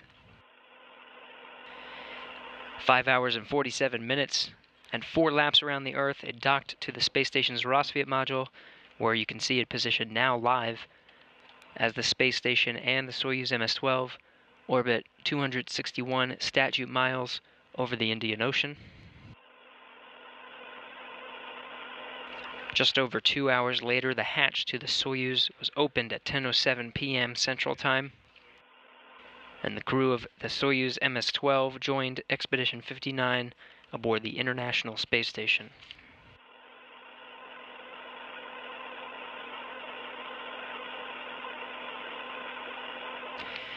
In a few moments, we'll be giving you some replays of today's activities earlier today. Of course, you heard shortly after hatch opening, or shortly after docking, head of Roscosmos Dmitry Rogozin and Associate Administrator for Human Exploration at NASA held a press conference revealing that Christina Koch aboard MS-12 will be extending her stay aboard the International Space Station. Drew Morgan, said to arrive at the space station this summer, will also be extending his stay. And of course, there will be continued cooperation between NASA and Roscosmos to continue to fly on Soyuz as well as commercial crew vehicles. Let's go back to that press conference. Has the decision been made about who will be staying there 9 months?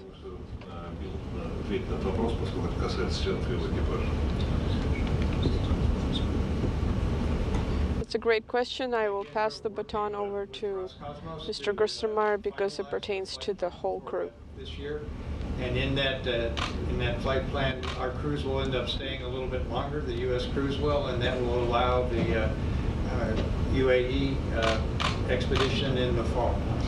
Да, я хотел бы сказать, что мы работаем с Роскосмосом для того, чтобы принять окончательное решение по программе полета на 2019 год. Действительно, члены нашего экипажа, американского экипажа, задержатся на станции чуть дольше, и такая задержка поможет возможности полета экспедиции астронавта Объединенных Арабских Эмиратов.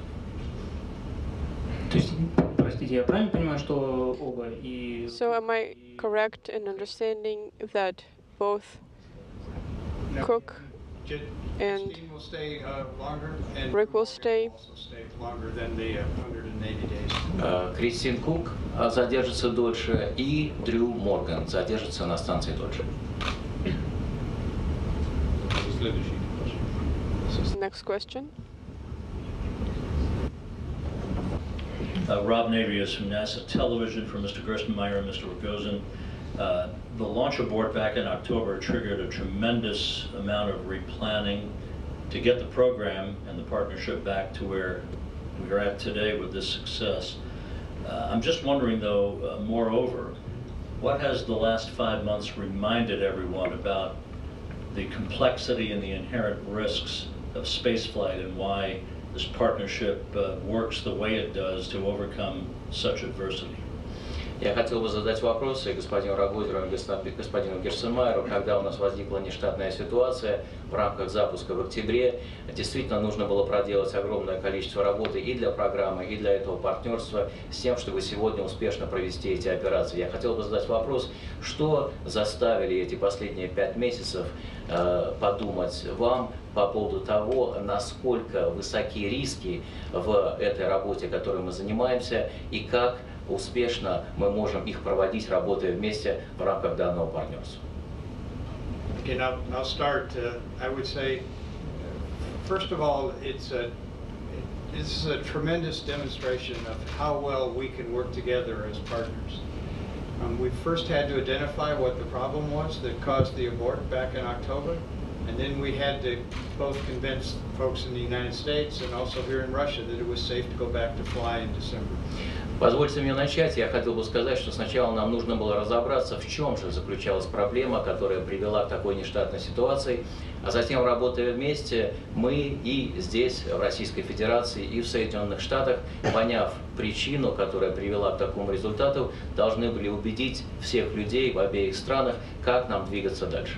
And that wasn't an easy technical discussion, but we worked together very closely, very carefully together. We shared data back and forth, so we both knew what the failure was, and we knew it was safe to go return to flight just several within a month almost, or 2 months of the accident. Я хотел бы сказать, что проделали мы это успешно, и уже в течение месяца мы прекрасно понимали, какая проблема у нас была, которая привела к такому результату. Then today you get to see those same 2 crew go fly to the space station, and that's a pretty amazing and pretty special event. И сегодня вы видели, что астронавт и космонавт, которые летели в октябре, сегодня полетели опять на Международную космическую станцию, и это действительно великолепное, прекрасное достижение. But I think, again, this reminds us how difficult our business is, how we make the easy or the hard look very easy, but in reality, behind the scenes, there's a tremendous number of specialists working every day to make sure these spacecraft fly safely and we can build strong plans for the future.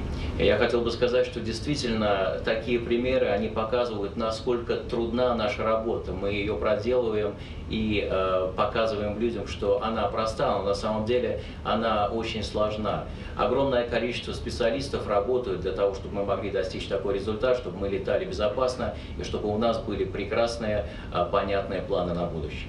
And we also talked here in Baikonur, as we go forward and we bring on the new crew vehicles for the United States, we would like to have cosmonauts fly on those vehicles, and we want to have our astronauts continue to fly on the Soyuz vehicle. И мы на Байконуре провели обсуждение, и мы обсуждали то, как готовятся американские корабли к будущим полетам. Мы обсудили наше желание с тем, чтобы российские космонавты летали на этих новых американских кораблях, а со своей стороны мы хотели бы, чтобы американские астронавты продолжали летать на Союзах. So by keeping our programs integrated and working together, we can do much more than either one of us could do alone. Я хотел бы сказать, продолжая интегрировать наши программы и работая вместе, мы действительно можем достигнуть намного большего, ежели мы работаем в одиночку. And the challenges of deep space, the challenges of going to the moon, the challenges of being independent from the Earth, all require us to have the best from our specialists in Russia, our specialists in the United States to work together to solve these problems and show the world how we can work together and what amazing things we can accomplish if we work together. И, конечно же, много вызовов получают. But we should never forget how difficult our business is and never think that it's easy, because when we start thinking it's easy, that's when we get in trouble. Но нам никогда не нужно забывать, насколько трудна наша работа, потому что когда мы начинаем думать, что она легка, именно тогда и возникают проблемы. Я хотел поддержать. I would like to support everything that Mr. Gerstenmaier is saying, because indeed it really surprises me when even experienced specialists speak about that, well, in the past, when the Soviet Union was around, the launches were a big deal, but now it's just business as usual. And people who say that, they don't understand anything really. It's never business as usual. Each space flight, each launch is unique. It's very alarming. It's a very intense, emotional, unique experience. And also, I would add that usually errors are made by the most experienced people. You know, when I was passing the test for pilot, I was a pilot of a helicopter, there was a question about in which kind of weather do most accidents happen. And the answer is simple: when the weather is clear and sunny and bright.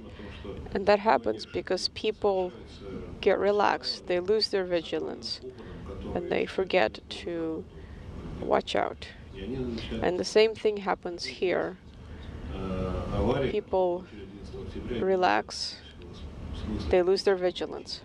And that's what happened on October 11th. It wasn't a technical issue, it was a human issue. It was really something that was committed by individuals, and the simple word is irresponsibility. And the people who were not careful at that moment, they are experienced people. And this is a main issue. We need to never relax. We need to never take it easy. Each specialist that works, that prepares the rocket, that prepares the systems, they need to know that their work is critical. Their work affects not only the possible loss of money, of cargo, of resources, but also of human life. And so often when we meet, when we send off our joint crews, we are alarmed, we are emotional. Even the highest technical specialists, they are anxious, they are nervous.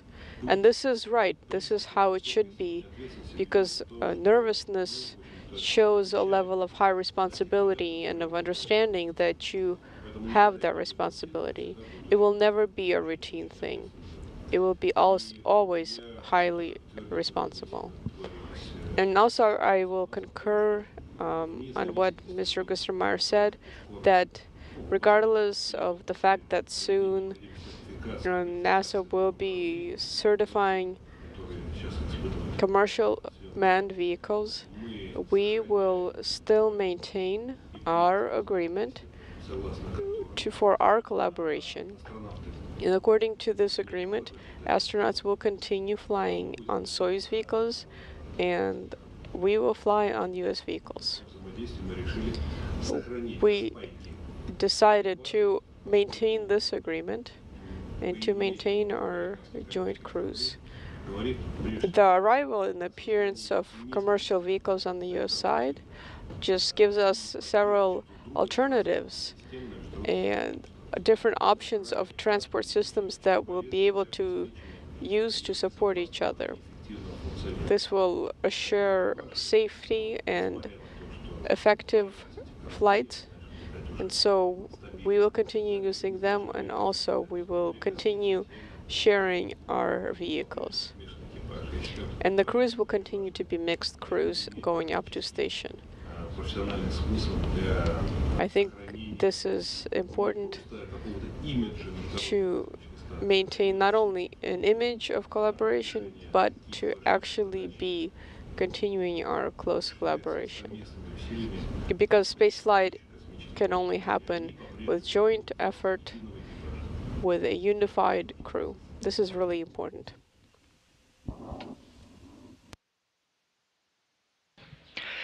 Good words from Dmitry Rogozin, the head of Roscosmos, and Associate Administrator for Human Exploration at NASA, Bill Gerstenmaier.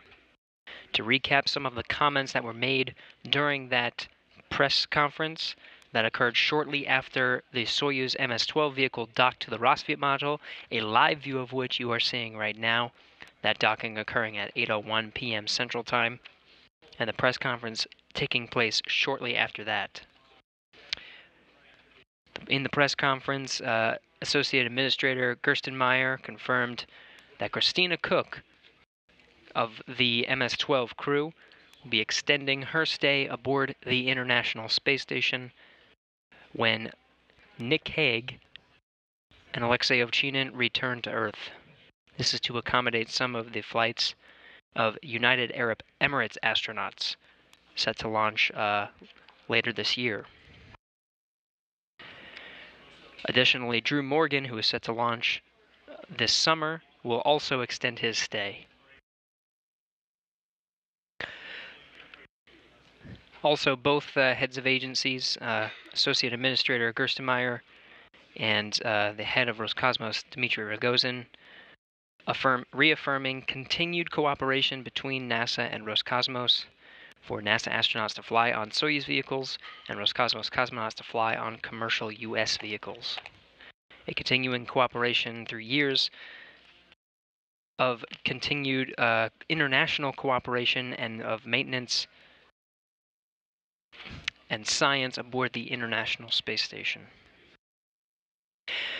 To recap some of today's activities, again, the Soyuz MS-12 vehicle that you're seeing here and a live view of the station launched from the Baikonur Cosmodrome at 2:14 p.m. Central Time, 12:14 a.m. local time in Baikonur on March 15th. The Soyuz took 4 laps around the Earth over the course of 5 hours and 47 minutes to dock to the International Space Station at 8:01 p.m. Central Time, a little bit ahead of schedule. The hatch was opened to the Soyuz vehicle at 10:07 p.m. Central Time tonight, and the 2 crews joined together for Expedition 59. Of course, 59 formally beginning at the time of docking, 8:01 p.m. Central Time. For the crew, they'll be eating a meal before a safety briefing and then heading off to bed. It's been a long day for both crews. That concludes a successful mission of the Soyuz MS-12 vehicle from the launch pad in Baikonur earlier today to the International Space Station. This is Mission Control Houston.